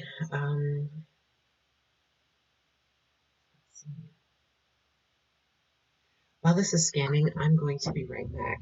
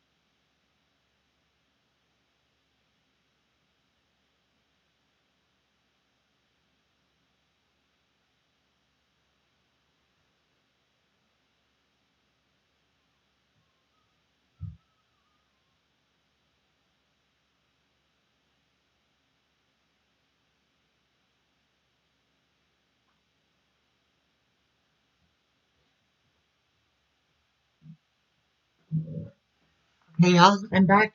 Sorry about that. So let's see how we're doing. Okay, so it scanned 116 pages. A large amount of duplicate content was found. Oh boy. Okay. So duplicate content is identical content found on 2 or more pages on your site. Search engines may penalize your site if too much duplicate content is found. So search engines will recognize that a certain amount of duplicate content is to be expected. We try to just avoid it as much as possible. So there's something called common content, which is stuff that shows up at the end of a lot of pages.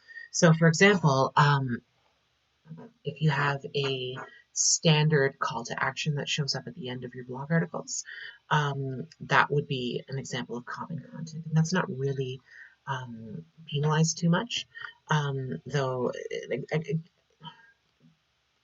this is a bit of a controversial point. We try to just avoid duplicate or common content as much as possible, with the knowledge that there's going to be a little bit of common content, not a big deal. But 45% duplicate content, that's not good news. So we'll say 45%, that's not good. And then it was 19% common, I think. Yeah, 19, and then 30%, 37% unique. Bad news for Osal, anyway. Okay, so let's try nature's intentions.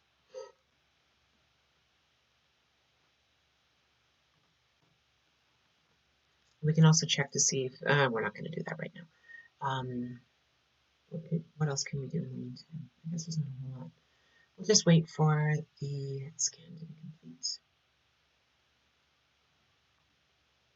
Maybe we'll come back to that and we'll do the offsite stuff while we're at it. I'm just going to bounce back and forth. Oh, geez. One page found on site. All right, so clearly more is going on with nature's intention. We need to, excuse me, we need to come back to that. All right, so let's come back to this. And unique in links, average number of links per page. As I mentioned before, these link scanners are notoriously unreliable.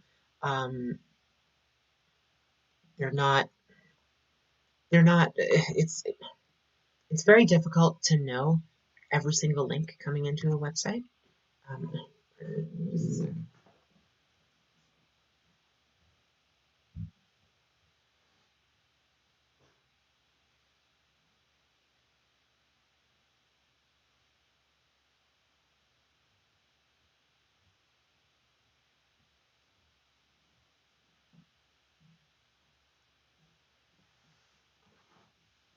Excuse me.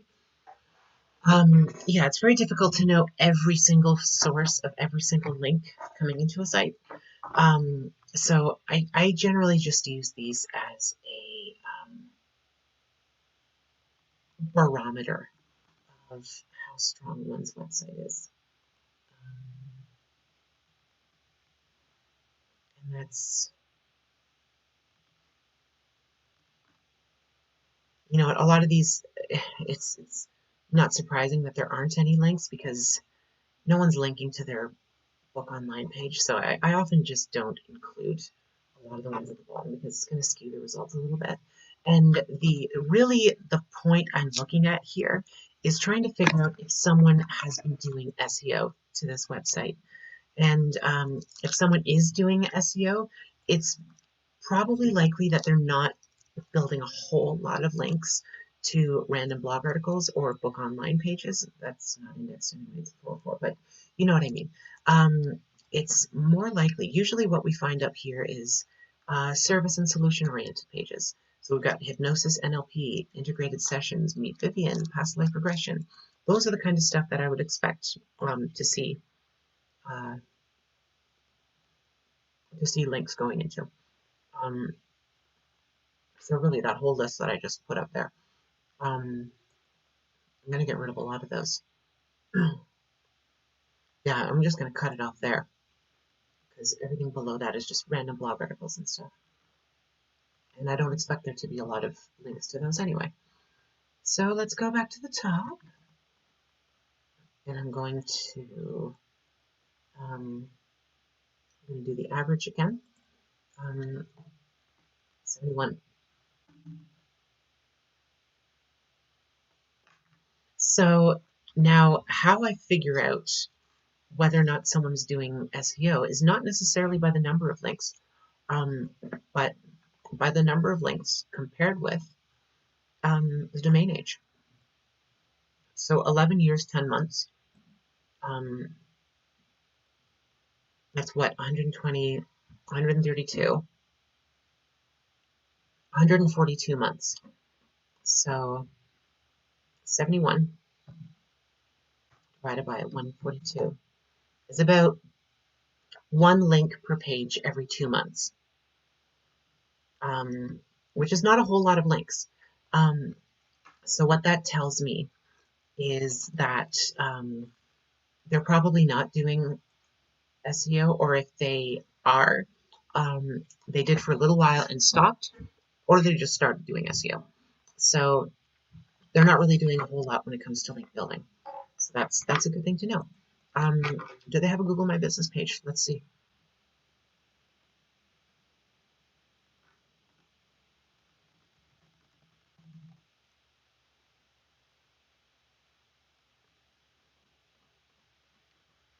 Let's zoom out. So you guys don't know exactly where I live and can hunt me down. Cyber stalk me. Let me be the first.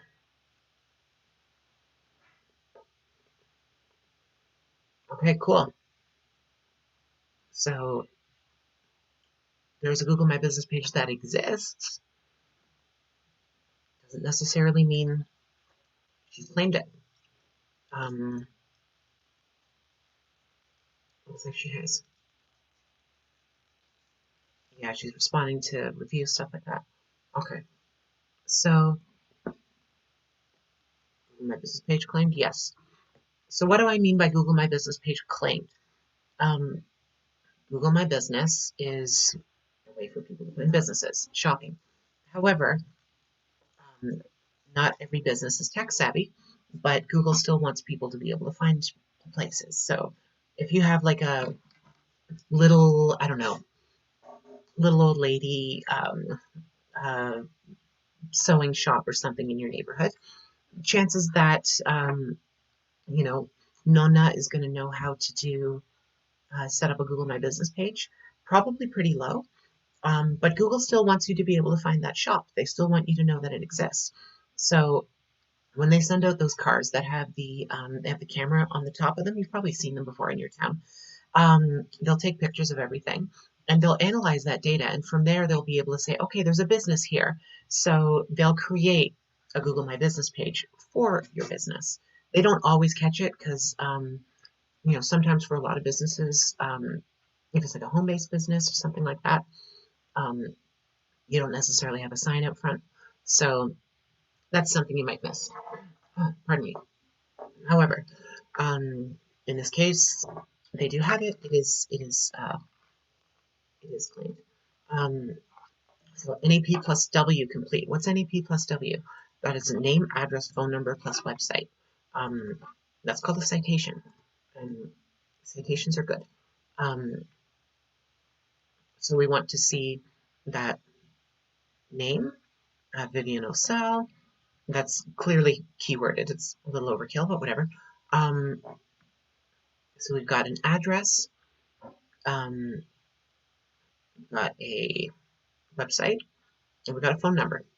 Cool. So now what we need to do is make sure that that jives with what we find on her website.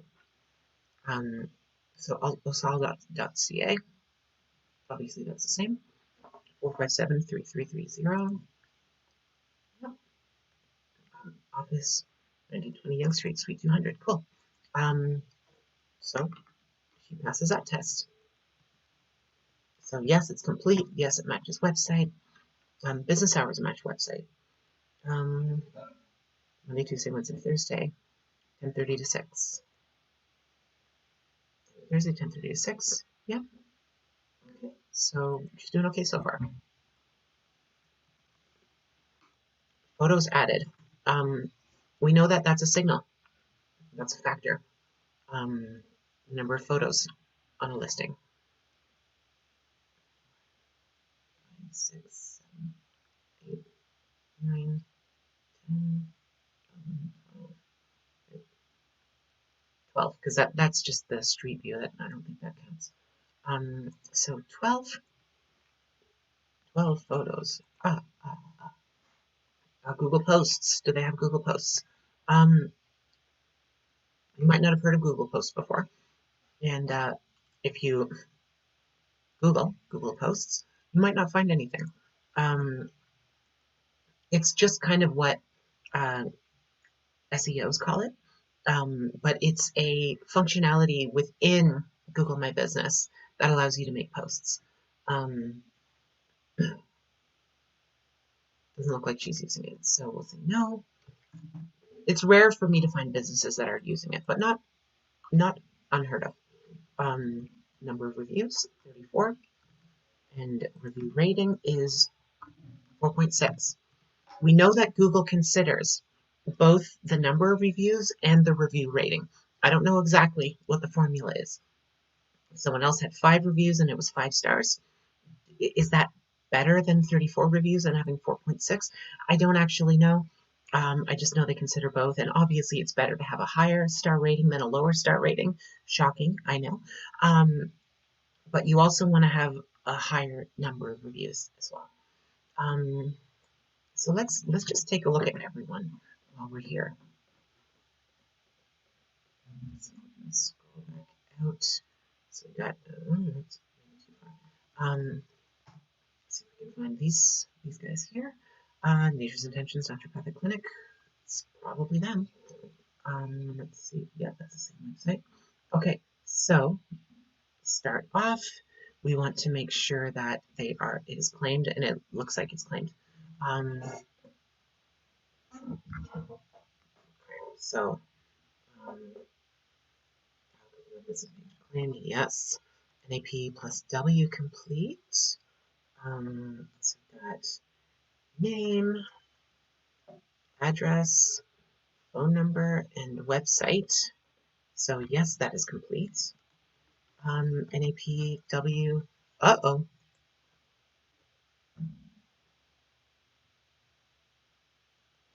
Okay.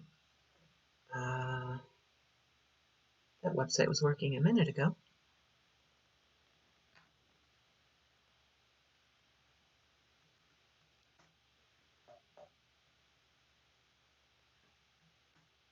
What the hell? VPN on? No, it doesn't look like it. Weird.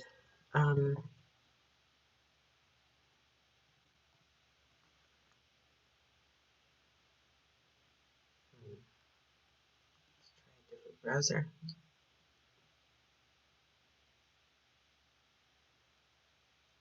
All right, so all of a sudden, for some reason,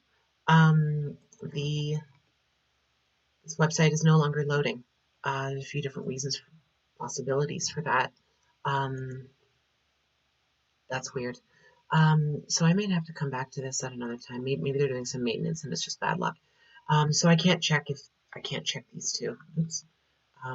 So I'll leave this blank for now. Photos added. Let's see. Photos added. 1, 2, 3, 6, 7, 8, 9, 10 photos. The more photos, the better, broadly speaking. No Google Posts. Number of reviews, we've got 36. And we're also at 4.6. So in this case, it's very clear Nature's Intentions is stronger. And obviously Matt Tarot is just not there. So that's definitely a big weak spot. So when I chat with Matt, one of the things I'm going to bring up is that you need to be on Google My Business. It's a really big source of traffic. People always think about Google organic search as the main source of traffic, and it is. But a decent amount of traffic comes from Google My Business as well. So, okay, Alternative Healer Toronto, here we are. Oh, back's starting to get a little sore. All right, so are they, yeah, they're responding and stuff, yeah, so cool. Looks like they are also, here we go, pages claimed, yes, NAPW complete, no, wait, yep, name, address, phone number, website, yeah, looks like they're good. And does this information match what is on their website?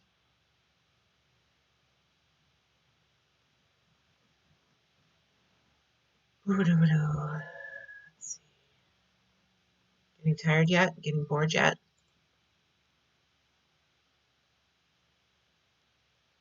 Come on. Okay, so 150 Dan Licky Way.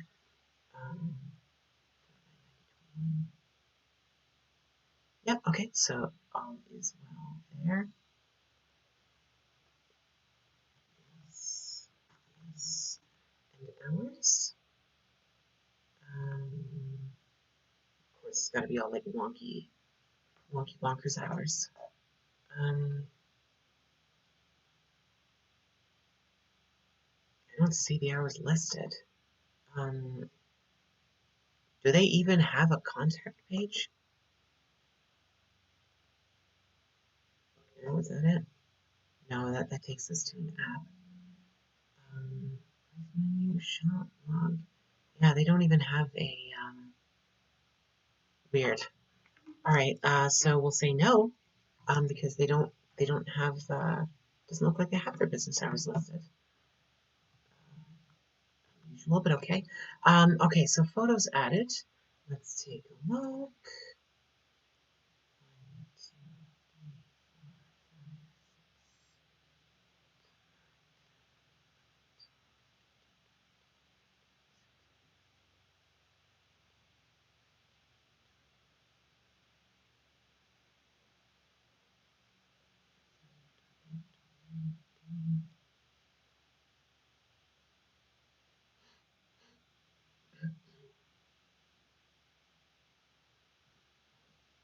41, okay.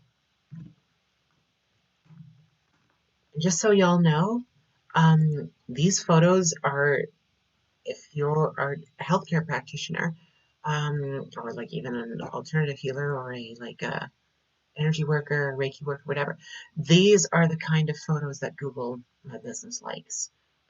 Photos of the inside of your clinic, photos of you working your magic on clients. It doesn't have to be your clients. This could be anyone. This could be her sister or her, I don't know, it could be a fellow practitioner. It could be your lover. I don't know. It doesn't matter. I don't care. And Google doesn't care. And the average visitor doesn't care either. They just see this is what a treatment looks like. So it gives people the idea of what they do. So that's the kind of stuff they're looking for. Google Posts. Did they use Google Posts? I don't see any. No. Number of reviews, and we've got 30 reviews and a 5-star rating. Impressive. Not bad. Not bad. Okay, so this is one of those factors where, I mean, with Matt, it is a whole lot of red. With these other ones, I can't necessarily give a red because, I mean, I can say green for these because the fact that they have those things done is good. That one's green, that one's green. For these ones, I can say this one is blue, and this one is blue, but I can't say that they're doing this wrong, right? Because, I mean, maybe they're doing something wrong because someone didn't give them a 5-star rating, but there's no number of reviews you should have. There's no exact review score you should have. It's just get more reviews. Same with number of photos. yeah, these guys have 41 photos, but if these guys uploaded 80 new photos and all of a sudden had 90, they would have the blue rank, and these guys would not be blue.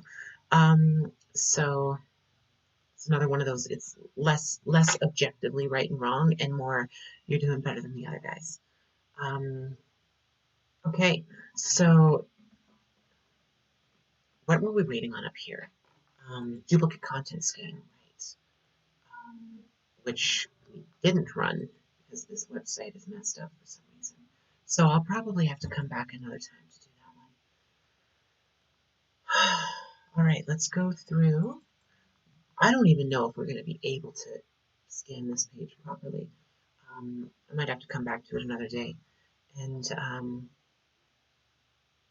oh no, it's scanning properly now. So let's see. Maybe that was just dumb luck. Let's see. Oh no, it's still not loading. Who knows? So there may be some things we can get and some things we cannot get. This happens sometimes, and it's generally a pretty good sign that a website is not being very well maintained. So it's, I mean, sometimes when I do these analyses, I will actually reach out to the competition as well and say, look, you have some issues.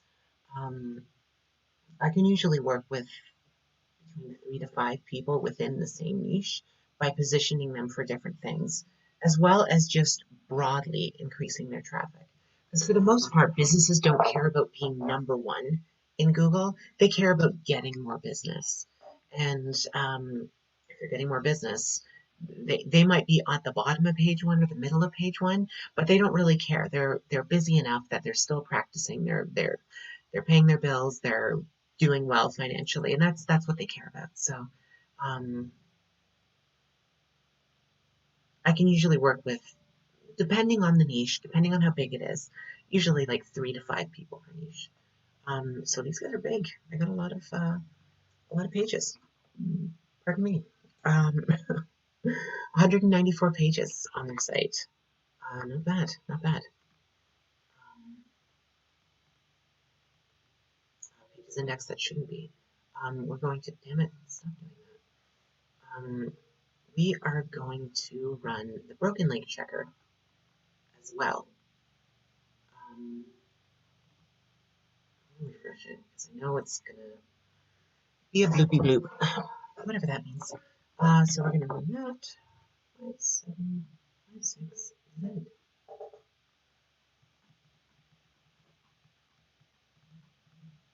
And it's gonna scroll through all this stuff. Okay, so let's take a look at some pages index that should not be. So we'll start here. See everything. Category pages are not the best, but not a big deal.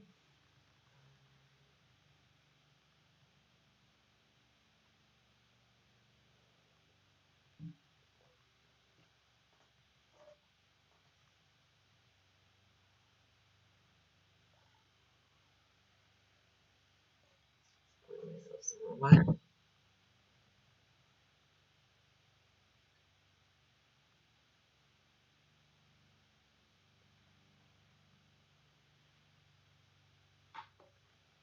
Should probably start playing some music in the background of these things so they're not quite as dull when I'm just going through all this stuff.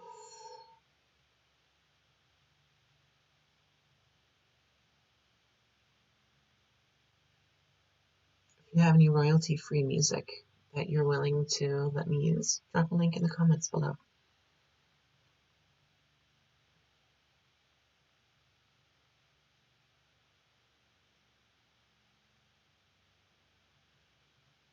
Doing pretty good so far. Mostly looks like blog articles.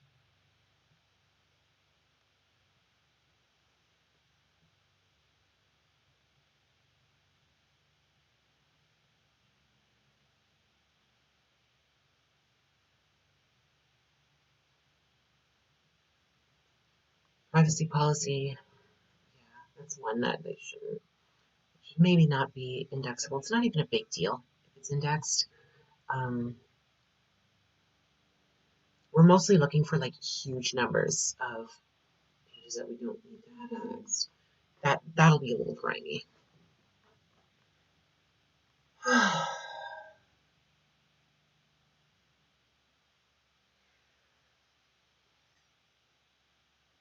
Yeah, we look like we're in good shape. That's pretty good. Okay, so only one page that's indexed, shouldn't be. We're gonna wait for this to, because, oh, here we go, right? So 241 pages. Remember how I said Screaming Frog only goes up to 500? So that's 500 including like images and stuff that they find as well. So this list only goes up to 209. Screaming Frog is giving us a lot more. So we'll wait for that. Okay, coming back to total. Okay, so we'll come back to that. What CMS?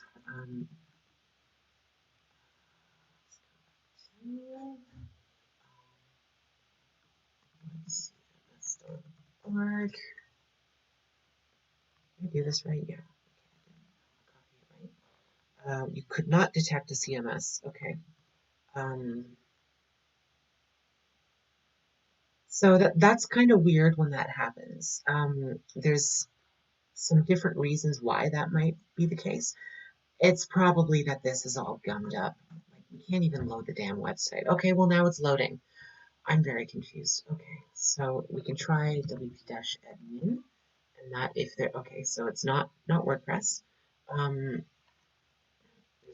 We can take a look at the code and search for things like Wix. No matches, Weebly, no matches, Square, no matches, okay, Magento, no matches, okay. So it's possible that this was hand-coded. Believe it or not, some web developers still do that. Much different. Let's take a look at the hosting provider and see if that helps us. Endurance International Group. Okay. Yeah, it doesn't really help us. All right. So I can just say not detected.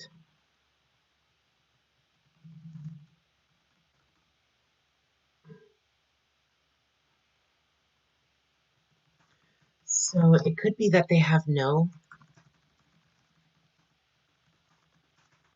CMS and the site is hand-coded, or it could be that they have custom-built CMS or a very obscure / old one that my scanner doesn't detect. So yeah, I can't find a CMS for them. Alternative Healer, we may as well just do them. Let's take a look. I bet they're WordPress. WordPress 5.4.2 as well, which is the latest version. Oh shoot.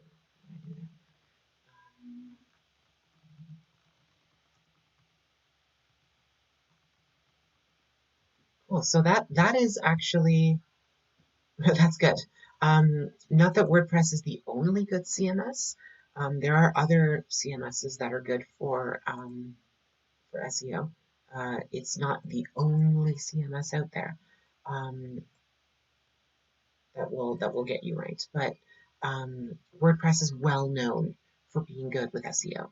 So whenever I see a website with WordPress, especially a new client that's already on WordPress, that's good news because it means we might not have to rebuild the whole damn thing. Okay, so coming back to nature's intentions, do they have an SSL certificate? So admitting that there was an error before. Okay, so that lock right there, that means they have an SSL certificate. So we say yes. Alternative Healer, let's just go to their site.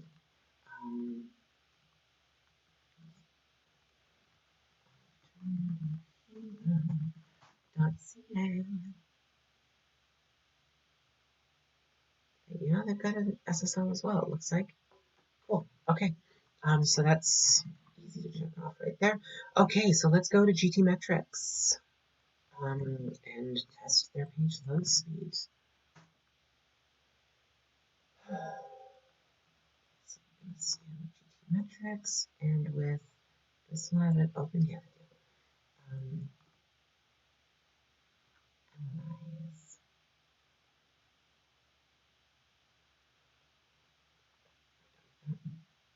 Oh, shit. Okay. So it's getting the same error that I was getting when I was trying to open their site.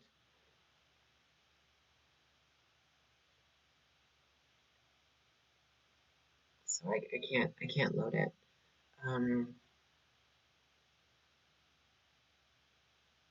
It's actually not bad from this scanner. 2.6 seconds. Can I load it myself? I can, just not with GT Metrics. Try it one more time. Let's see.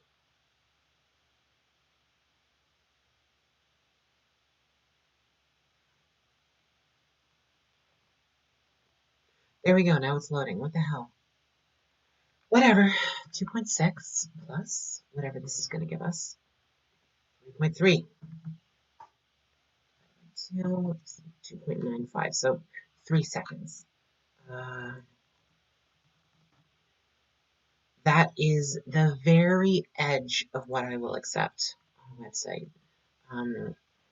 Yeah, any more than 3 seconds, and it's too much. However, there are some improvements they could make. They could optimize their images better. Images are more or less scaled. Yeah, so 55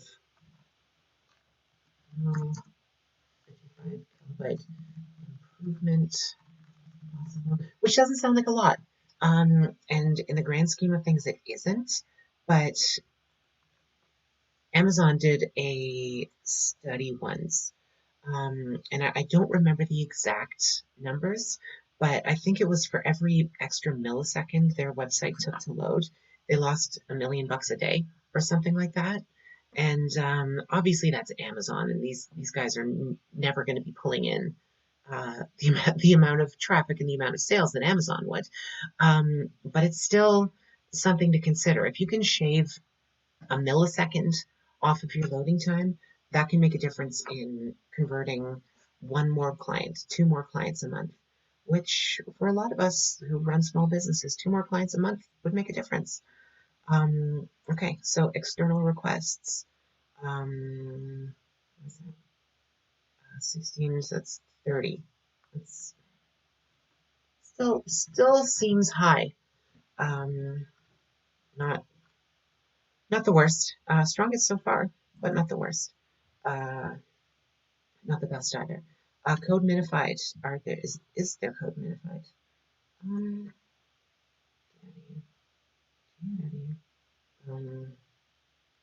Yeah, more or less. It's in pretty good shape. Okay, so we'll just say yes.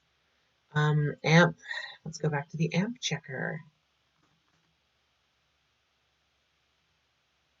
Wait, did they say that they were not mobile friendly? Yeah, they're not mobile friendly, which means they cannot have AMP by definition. So let's save ourselves a click there. And just plop a no there. Schema. So we're going to come back to, close this and open it back up, to SEO Sitemap.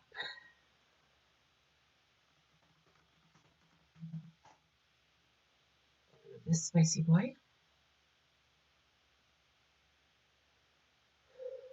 And let's see. Oops. Analyze that.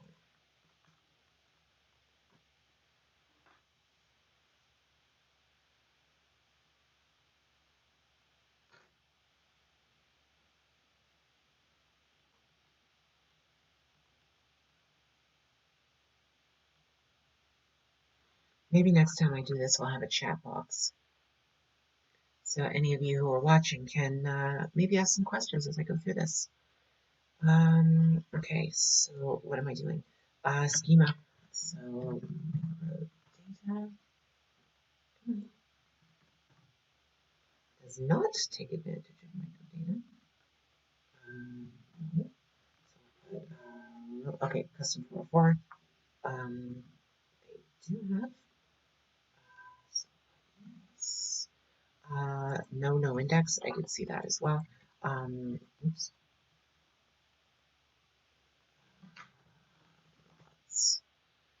Yes, robots. Yes, sitemap. No Google Analytics. Yes, robot. Yes, sitemap. Yes, Favicon. No Google Analytics. Broken link. Broken links on site. Let's come back to our scanner. Let's see where we're at. Whew. But we're still scanning. 510 web pages, and we're still scanning. Wow. And that's pretty good so far. Right, so we'll just have to let it keep going and do its thing. What am I doing? Why am I saving the web page? Come on, Sophie. I'm going to close that because we don't need that open. Okay, so we don't know this yet because the scanner isn't done. Optimize title tags. Let's come back to Screaming Frog. So we're going to look at the title tags. Where are they? Here they are. Okay. So here's the trick. This is Nature's Intentions Naturopathy. That's naturopathy, naturopathy. I honestly don't know how to say that. Anyway, they're obviously a naturopathic clinic. They're not a Reiki clinic. They do Reiki, clearly, but they're a naturopathic clinic.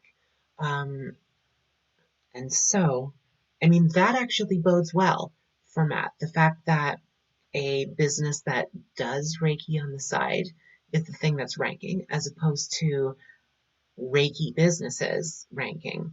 That bodes well for Matt. That means that Google is lacking in dedicated business to help rank that. So that creates issues. Or rather, it means the competition is a little weaker, broadly speaking.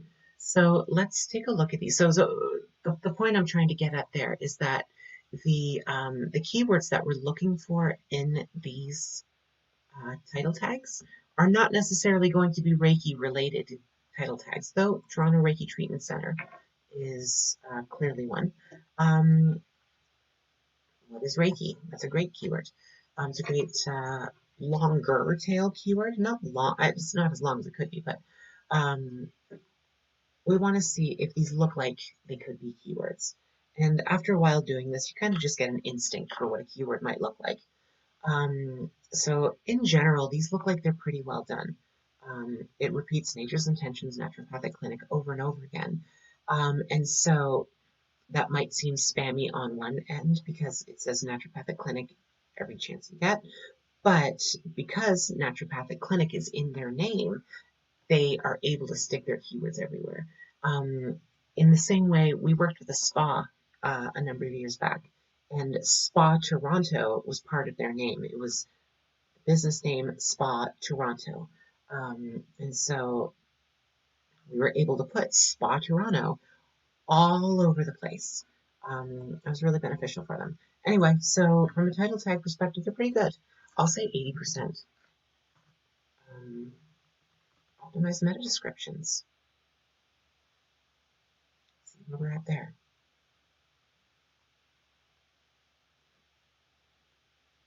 Okay. So these look like they're thoughtfully written.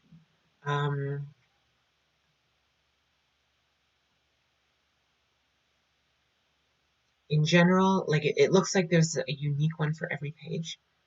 So what I want to do is I want to see, first of all, are there any duplicates? Yeah, even the ones that are very similar pages. Like all three of these pages are geared toward Twina massage therapy.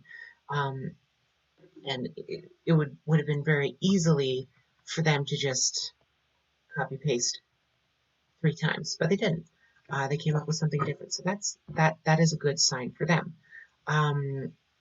Even some of these where it says Toronto Naturopathic Clinic offers, and then different stuff. So it doesn't look like a lot of duplicates. Oh, they duplicated a couple of times. Yeah, that's not the best. That kind of sucks. Well, and they're duplicating a couple times here too. All right. And then how many of them did they actually miss? How many of these are non-indexable? Well, these are just category pages. You wouldn't have those. You wouldn't bother with a meta description for those anyway. So I'll put 70% because even though they were well written, there were some errors. There was some duplicate content, which is unfortunate. All right, unfortunate for them. Anyway, not so unfortunate for my client. Okay, so H1 and H2 tags. These are pretty good too.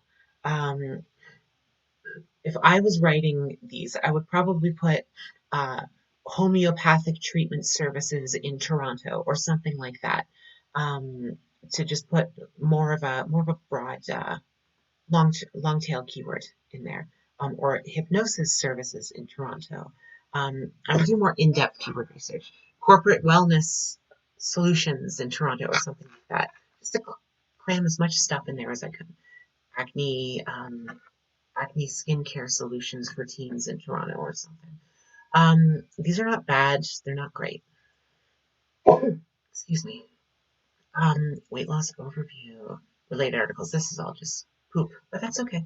Yeah, these are not bad. These are not bad. Treatments for allergies. That's a great one. Diagnostic testing for menopause. I don't need to be super scientific with this. Benefits of osteopathic medicine. Yeah, that's great. So I'll give them an 80% here too because they're pretty well written. Average words per page for legit pages. That was easy enough. We'll come back to that.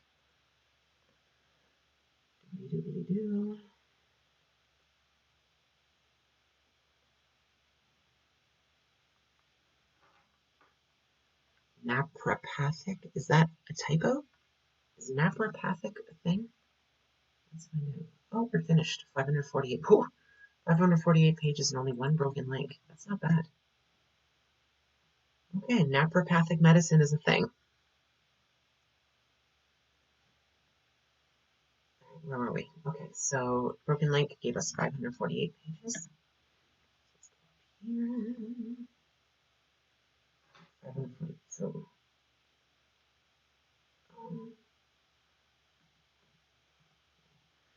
548 pages. Okay, so one broken link. Yeah, so we'll do 548 minus 1, so we'll do 547.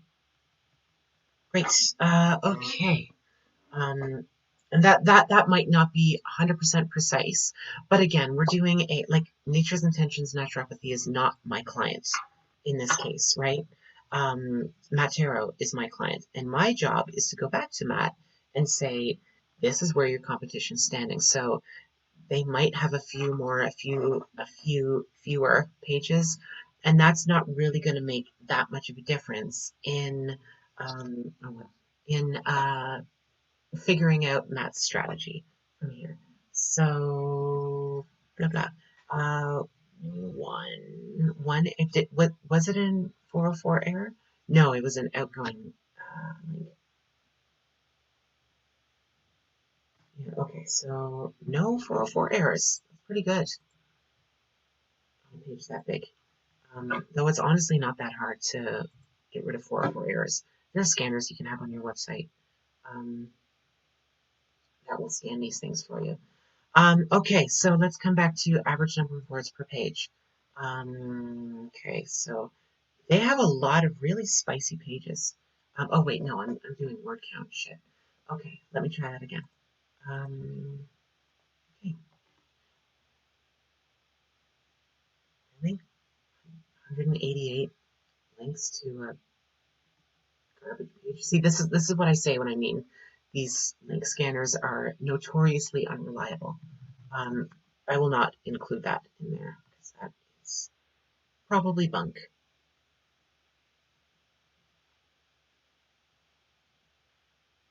I got a lot of pages on this site. It's pretty good.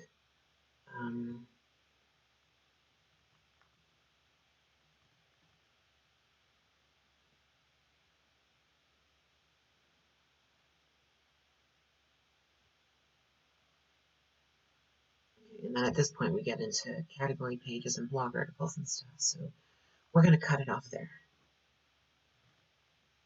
Okay, so we're going to average it out again. And that gives us 142 links per page. Oh my god.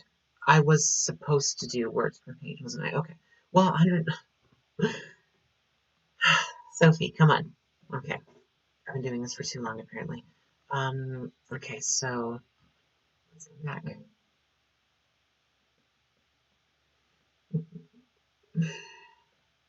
My apologies, everyone. Getting a little sleepy.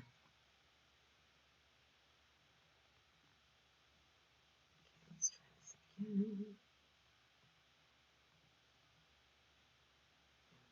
to average again. Give us 1158. Again, pretty good. Definitely an acceptable range. I'm going to start filling some of these in a little bit more so you guys can see what's going on. These are obviously all failures. That's an issue. That's an issue. That's an issue. No. That's neither good nor bad. He's got no articles, period. So I'm not going to assign a value to that. Okay, so let's come to, so we're going to come back here and we're going to search for uncategorized. Nothing. Okay, so that's good. So they don't have uncategorized blog articles. Good. Duplicate content, so let's come to SiteLiner.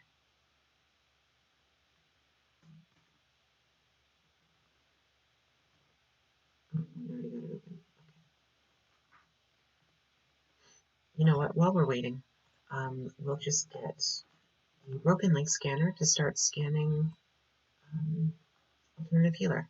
I have to refresh it. I know I will.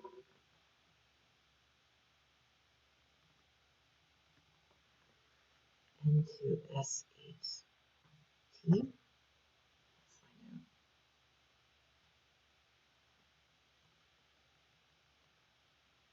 Cool. Okay, so that's rolling. SiteLiner. Let's come back to SiteLiner. Oh my god. Okay, this is going to be here all day. In that case, what can we do in the meantime? A lot of running these analyses is kind of like a hurry up and wait sort of thing. So often when I'm doing these and I'm not streaming them, I'll have multiple things going at the same time. Am I done with Screaming Frog for Nature's Intentions now? Nature's Intentions? Yeah. Yeah, I am. Okay, so I'm going to start scanning these guys. And I'm also going to, well, let's see if this is done. Oh, report is ready. Okay, cool. Okay, so the free, so the free scan is limited to 250 pages, but again, it's not a huge deal. We're doing a reconnaissance mission. If you want to buy the premium version, this is great for, I mean, if you have access to a client's website, you can have duplicate content scanners run internally. That generally works pretty well. So that, yeah, when I'm doing these analyses, just getting a bird's eye view is fine. So 74% duplicate content. That is no good. So let's go right here. 74% duplicate content. That is rough. I thought OSAL was bad with 45%. So common content, 4%. And then unique content, 22%. Not good news. Not good news. Not for these guys. Oop, oh jeez. All right.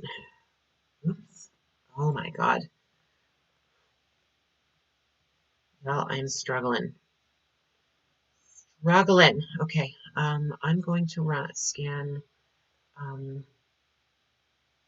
the site as well. Alternativehealer.ca.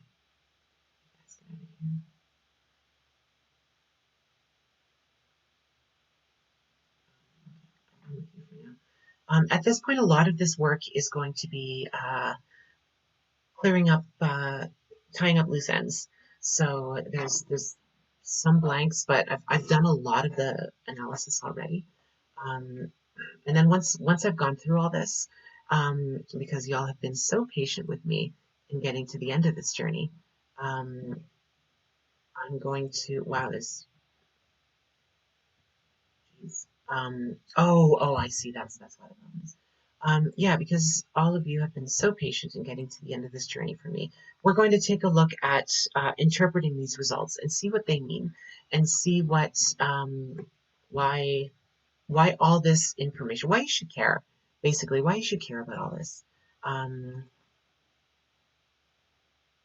Yeah, so let's, while Screaming Frog is loading, let's run the, what am I doing? The GT Metrics scan. So we already ran for Nature's Intentions. We're going to run for Alternative Healer. We're also going to run the Page Speed Insights for Alternative Healer. I think we've already done the AMP test. Broken link checker is happening as we, oh, okay, 180 web pages and only one broken link, which, right? 180 pages. One broken link. Even one broken link is one too many. The ideal number of broken links to have is 0. Absolutely none. If you have one broken link, it's not a good idea. Broken links are very easy to fix as well. That's what always gets me when people have broken links on their website. Is that's a real strong sign that someone is not doing SEO at a very high level. Especially if you have a WordPress site, but for most sites, to be honest, it is really easy to have a broken link scanner run on an automatic level and just send you reports on if you have broken links on your site. Some broken links are not your fault. You might post a blog article that links to some other website, and then 3 years later, that website stops existing. Your link on your site is now broken. It's not your fault because at the time you linked to it and it was perfectly fine. But that doesn't really matter from Google's eyes because all they see is a website that has a broken link on it. So you want to make sure you have a broken link scanner so you can get rid of these broken links. It's not a good idea. Okay, so let's come back to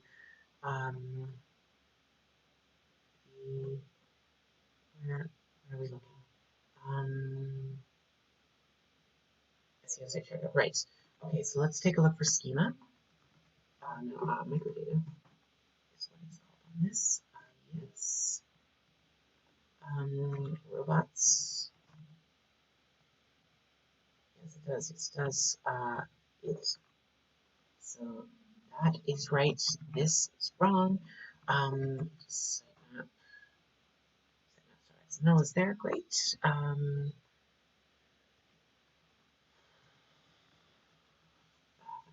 Is there, and Google Analytics is also there. Okay.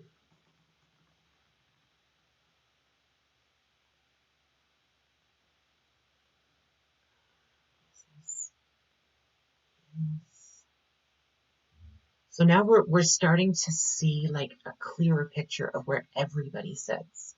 There's certain things that just everyone almost always gets right. XML Sitemap, people almost always get that. Robots.txt, people almost always have that. Schema is actually about 50-50. AMP, very rare that I find someone doing one of these things that has AMP.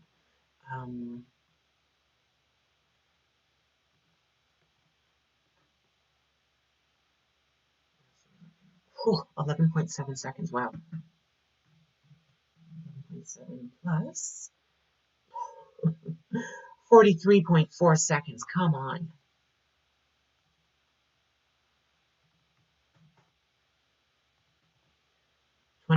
28 seconds, unforgivable. Can you imagine sitting there for 28 seconds waiting for a website to load? A website that you've never been to. You don't know this person.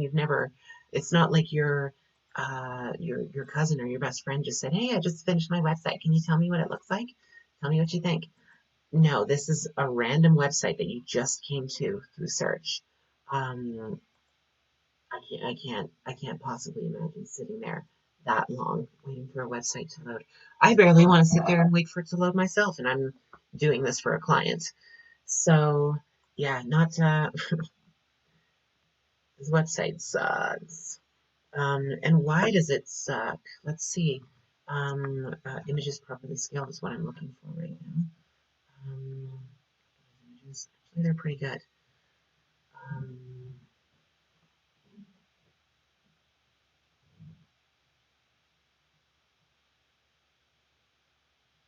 Yeah, the images are pretty good. Shockingly. And external requests, they've got 78. Wow. That's a lot of external requests. That is probably a big chunk of the culprit there. Code minified. Have they minified their code? Yeah, for the most part. I mean, that's pretty small difference. AMP, did they get AMP? Oh, come on, you guys. Let's see.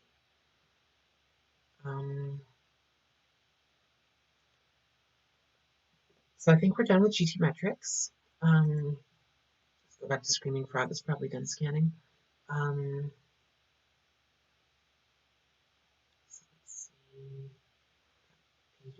we're looking for pages that we don't need, pages that don't need to be indexed. Clearly, these guys sell a lot of products as well, which is probably why their website is a little bigger, though not the biggest. Definitely not the biggest.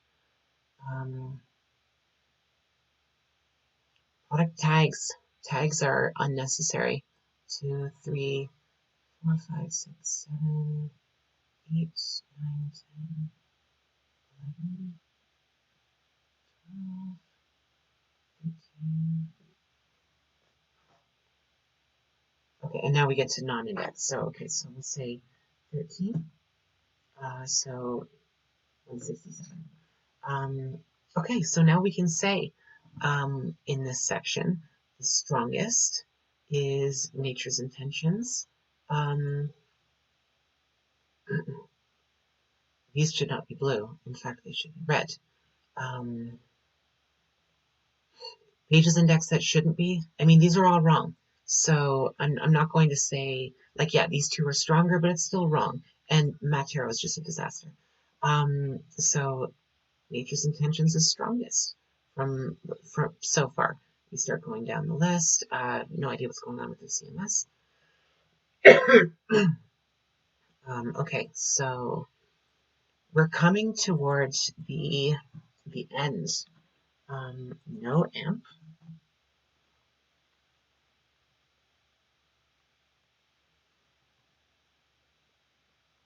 All right, custom 404 page. Easy enough to find. We can use Screaming Frog, but I like to just goof around and do alternative healer.ca /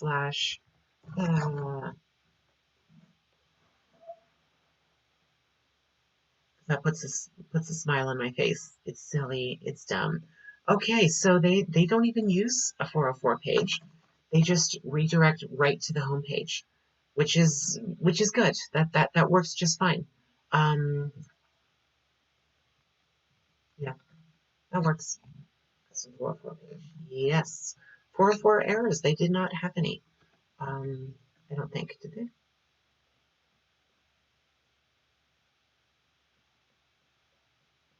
No, they did not. So we're good there. Um, good. We're good.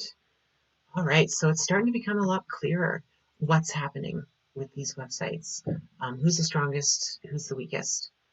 And why people are ranking the way they are. Okay, so we're looking at these pages here. They're okay from a I mean, this is a little different because this website provides products and services, it seems. So we're looking at keywords like lazuli, uh, lapis chakra bracelet. That's obviously a product-based keyword. Um, our team, that's not a keyword, but you don't, it doesn't matter, you don't need to rank your about page. Chakra lava bracelet, that's probably another um, product-based keyword. So these are not bad. These are not bad. Um, I'll give that an 80 as well.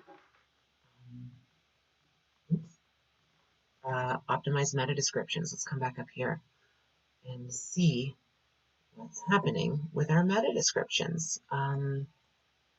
So as always, we want to start with, you know what, I'm going to move this back here.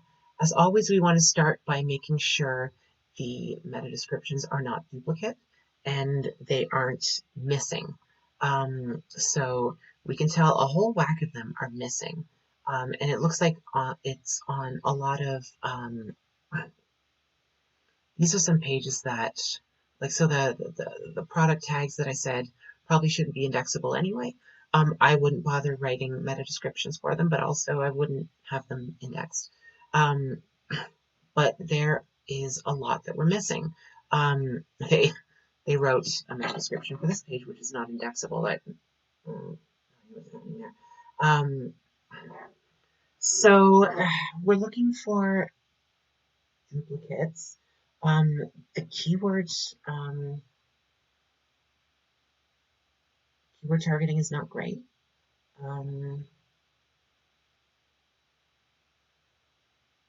Couple of duplicates, but not much, and a lot of missing. So I'm going to give that a 30, maybe 25.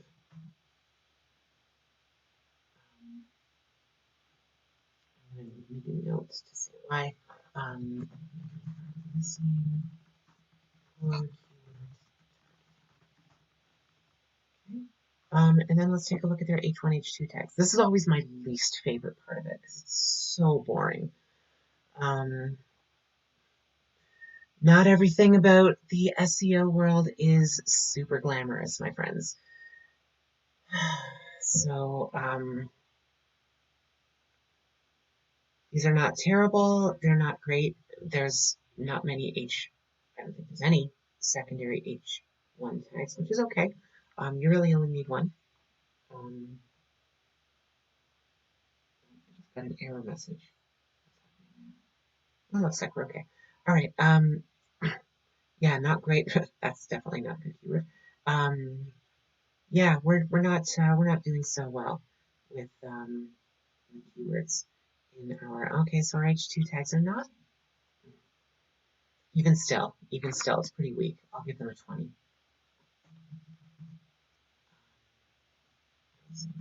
Missing next no keywords. Targeting.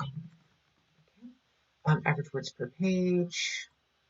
We can do this. And I'm actually going to do it right this time. Yep.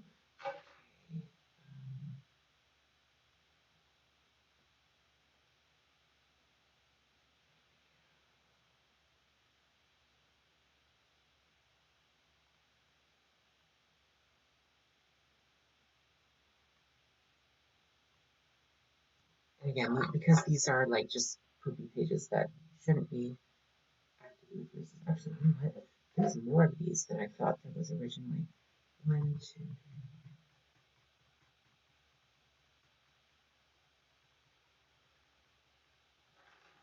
31 pages that shouldn't be live.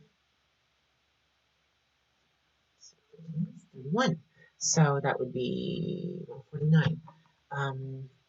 That's the sort of thing I like finding for my clients' websites, because that's a very easy thing to just say to them. Look, fix these, de-index them. It's a very tangible, easy thing you can do to improve your website. Okay, so we're going to come back here. We're going to average these spicy boys, and 560 pages, 560 words per page. Not great. I will give that a red. That's a little too low. So I'm going to give all these red as well. And uncategorized blog articles, do they have any? No, they don't. Okay, cool.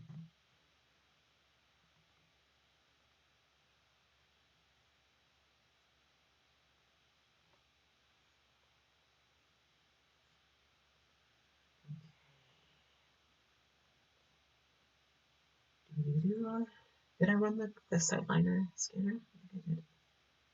Cool. Okay. Duplicate content, 21%. So they're the strongest so far, other than Matt, which we're not really going to count because his website is just so damaged. It doesn't. I don't really want to consider it.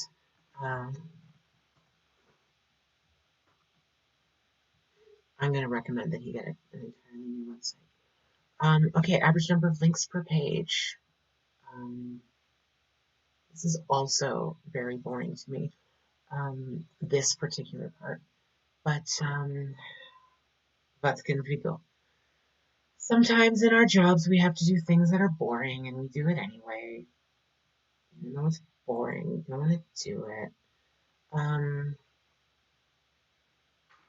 Okay, so below this is where we get to, actually, you know what? A lot of their important services and products are down there. So I'm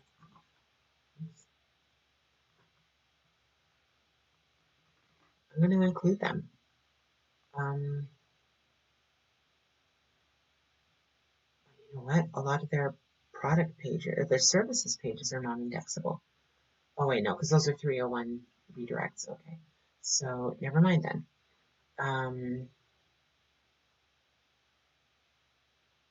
Yeah, there's not a lot of links to their important pages. This is shocking. This is very, very surprising. Again, we're looking at blog articles below that. But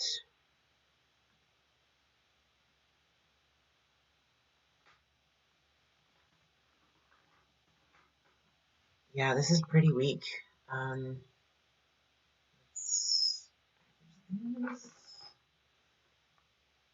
63.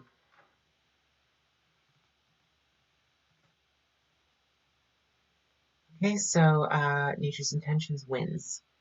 Not only do they have the largest number of links per page, they also have the largest number of pages, as we saw that. So makes a big difference there. I'm going to see if I can. There we go. Yeah, that's better. Okay, so right, we couldn't take a look at that before because we couldn't load the website. So now we can. Let's see if it's.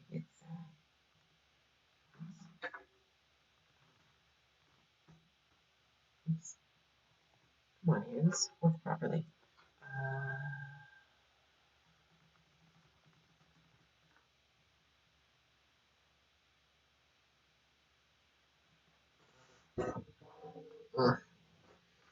I'm sick of sitting. I want to get up and go for a walk. All right, let's try this again. It's working this time. Okay, so address, number, link to your website. Thanks, that's helpful. Here's the name, 1849 Young Street, number 614. Great. M34325. Yep, great. Okay. Oh, business hours. Sunday, Monday closed. 7 every day except Saturday, 10 to 5. Great, okay. So everything is good there.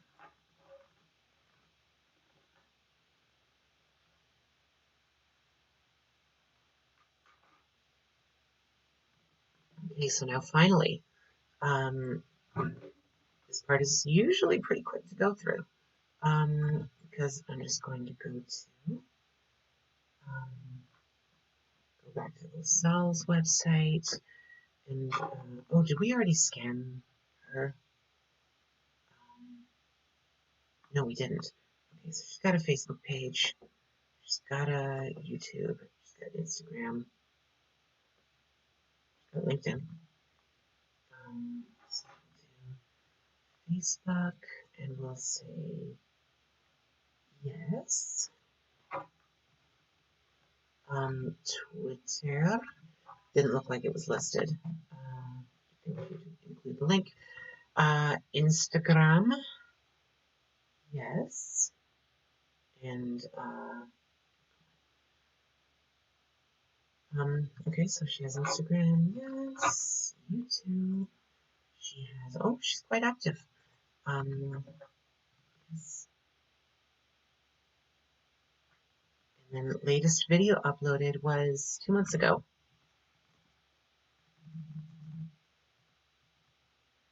She's actually quite active on YouTube. And is she including links in her videos?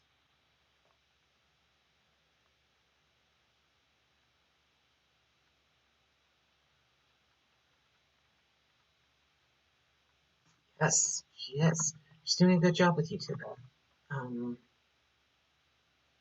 After having looked quickly at the website, at her YouTube. She's not my client, so I'm not. It's not my job to get super granular.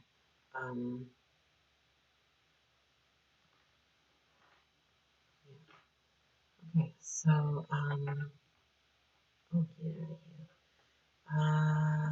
Do we have links to our socials? Okay, so this is something that I often find. They've still got a link to their Google Plus page. Google Plus has been gone since March of last year. So there's no reason why you should have a Google Plus link on your page. I'm sorry, it doesn't exist anymore. It's gone. Come to terms with it. Gotta move on. So that's actually a pretty good sign that someone is not paying very good attention to a business's website, at least. Okay, so they got a Facebook page. They've got a Twitter. They don't have a link to a YouTube. Instagram, no. We'll say not applicable. Not applicable. Finally, I believe this is the last thing we're going to have to analyze. I'm going to do a quick once over to make sure we didn't miss anything, but this might be the end of it, which is great because we're getting up to the third hour of this analysis. I'm tired, you guys. It's Friday. It's almost 6 o'clock, and I'm going to relax. Weekend is coming up. Okay. So Facebook. They got Twitter. They got Instagram. Doesn't look like they have YouTube. Sign up for a YouTube account for your business. Even if you don't plan on putting any videos up, just build it. Google likes it when people have YouTube accounts. Just do it. It takes you about 5 minutes to set it up. Even if it sucks, it's better than nothing.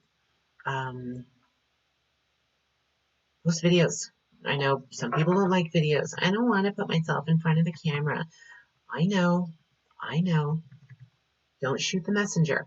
I'm here to tell you, Google likes businesses that are on YouTube. So if you want to rank highly, more highly in Google, if you want to have an edge over your competition, start making YouTube videos. It's a good idea. It helps. No one's doing great here. Everyone stinks. I'm going to say X for everyone. Everyone is a failure. All right. All right. So we've gone through a lot here. And based on this information, I can say pretty safely Matt is not doing SEO. We know that because he just hired me to do his SEO, and the first step is to analyze where he currently stands and where his competition stands. So it's very clear Matt's not doing SEO. I could have told you that before we started this. OSAL, they may have done SEO at some point. They may have done some rudimentary SEO. I don't think they're doing active, ongoing SEO. Um, they're they're they're probably the strongest because um, they don't have the biggest website, but in a lot of other ways they're more optimized. So Nature's Intentions, they've got a screwy CMS. Actually, Alternative Healer is a bit stronger than OSAL here. OSAL doesn't have an SSL certificate, and the other ones do. So they're weak there. OSAL is slow. Nature's Intentions is faster. And Alternative Healer is, oh my god, that's so slow. Horse with no legs running a race here. Images properly scaled, everyone kind of stinks except Alternative Healer. External requests, Alternative Healer is clearly the worst. OSAL was pretty weak there as well. Code is not minified for OSAL, and for everyone else, it is. No one has AMP. Half of them have Schema. The ones that do have Schema, they probably aren't doing it at a high level anyway. But finding out whether or not they are, that's kind of beyond the scope of this analysis. Everyone's good here. This is not great, but it's also not the biggest deal. Google Analytics found. Yeah, two of them don't have Google Analytics, and that is a pretty consistent indicator that someone isn't going to be ranking very well, is the presence of Google Analytics. It's where Google gets a lot of its info, and it's where you, as a website owner, get a lot of your info to find out how to market better, how to optimize your website. And yeah, Nature's Intentions and Matero both don't have it. Okay, so broken links. Matt is the only one that doesn't have broken links. The rest of them do. OSAL has more, but the other two still have them. They've all got custom 404 pages except Matt, and I should not say yes, I should just say 0. So everyone's kind of struggling there. Okay. Remember how I said OSAL is kind of the strongest? You might be surprised because a lot of this shows that they are kind of weaker, and that's true.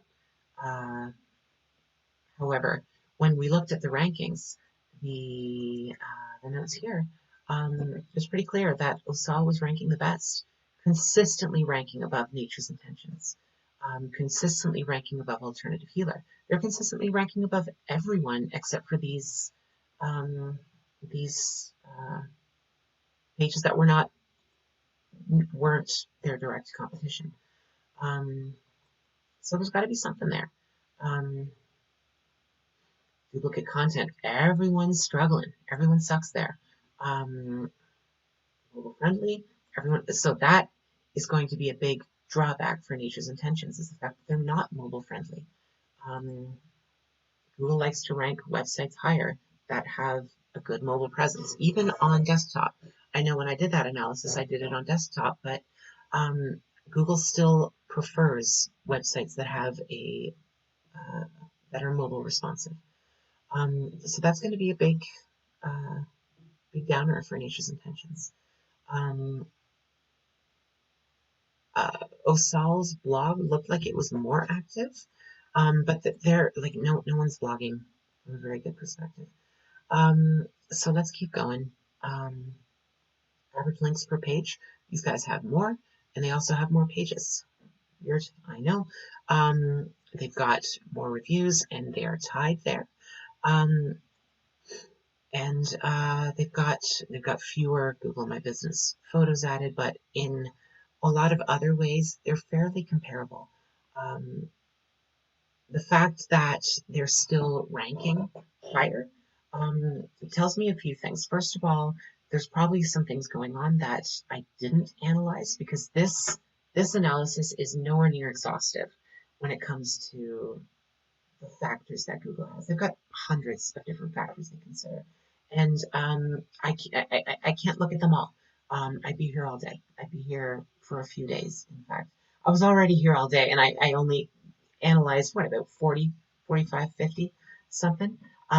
So I just there's just not enough time for me to do these and offer them at the price point that I offer. I only charge $400 for these things. And there's a lot of data, as you can see. So it could be that, or it could be that Nature's Intentions is improving, but the improvements they've done have been fairly recent. Also, average links per page is, again, just a benchmark. Broadly speaking, the more links you have, the better, but it's not just about the quantity of links, it's about the quality as well. So OSAL's average 71 links per page could be from far higher quality domains than Nature's Intentions. They could have bought a whole bunch of spammy links, and that would end up actually hurting them in the long run from their rankings. So so this is not a they're doing a good job, more of a are they doing SEO? Clearly they're buying links, or they're getting links done somehow. Are they good quality links? I don't know, and that's beyond the scope of this analysis, frankly. So on a surface level, what we can see is that OSAL and Nature's Intentions and Alternative Healer, they're strong. They're stronger than Matero, no question. Matero is quite weak. However, they're not super duper strong, if that makes sense. There's a lot of issues. They're not using Google Posts. That's not a huge number of links compared to how old those domains are. Remember earlier I said that's about one link per page every other month? That's not a lot. Number of reviews, decent, but not a whole lot. They're lacking a lot of social channels. No one's on YouTube. Matt, get on YouTube, bud. I know you're a fairly personable guy. I think you do really well on there. Are they blogging? No one's blogging. Everyone sucks at it. Is anyone getting their metadata right? Nature's Intentions is not bad, but there's still room for improvement. Average words per page is quite low. 2-second test. Everyone fails at it. So I imagine their bounce rate is going to be fairly high. They've all got broken links on their site. Nobody's got accelerated mobile pages. Everyone sucks at scaling their images, mostly.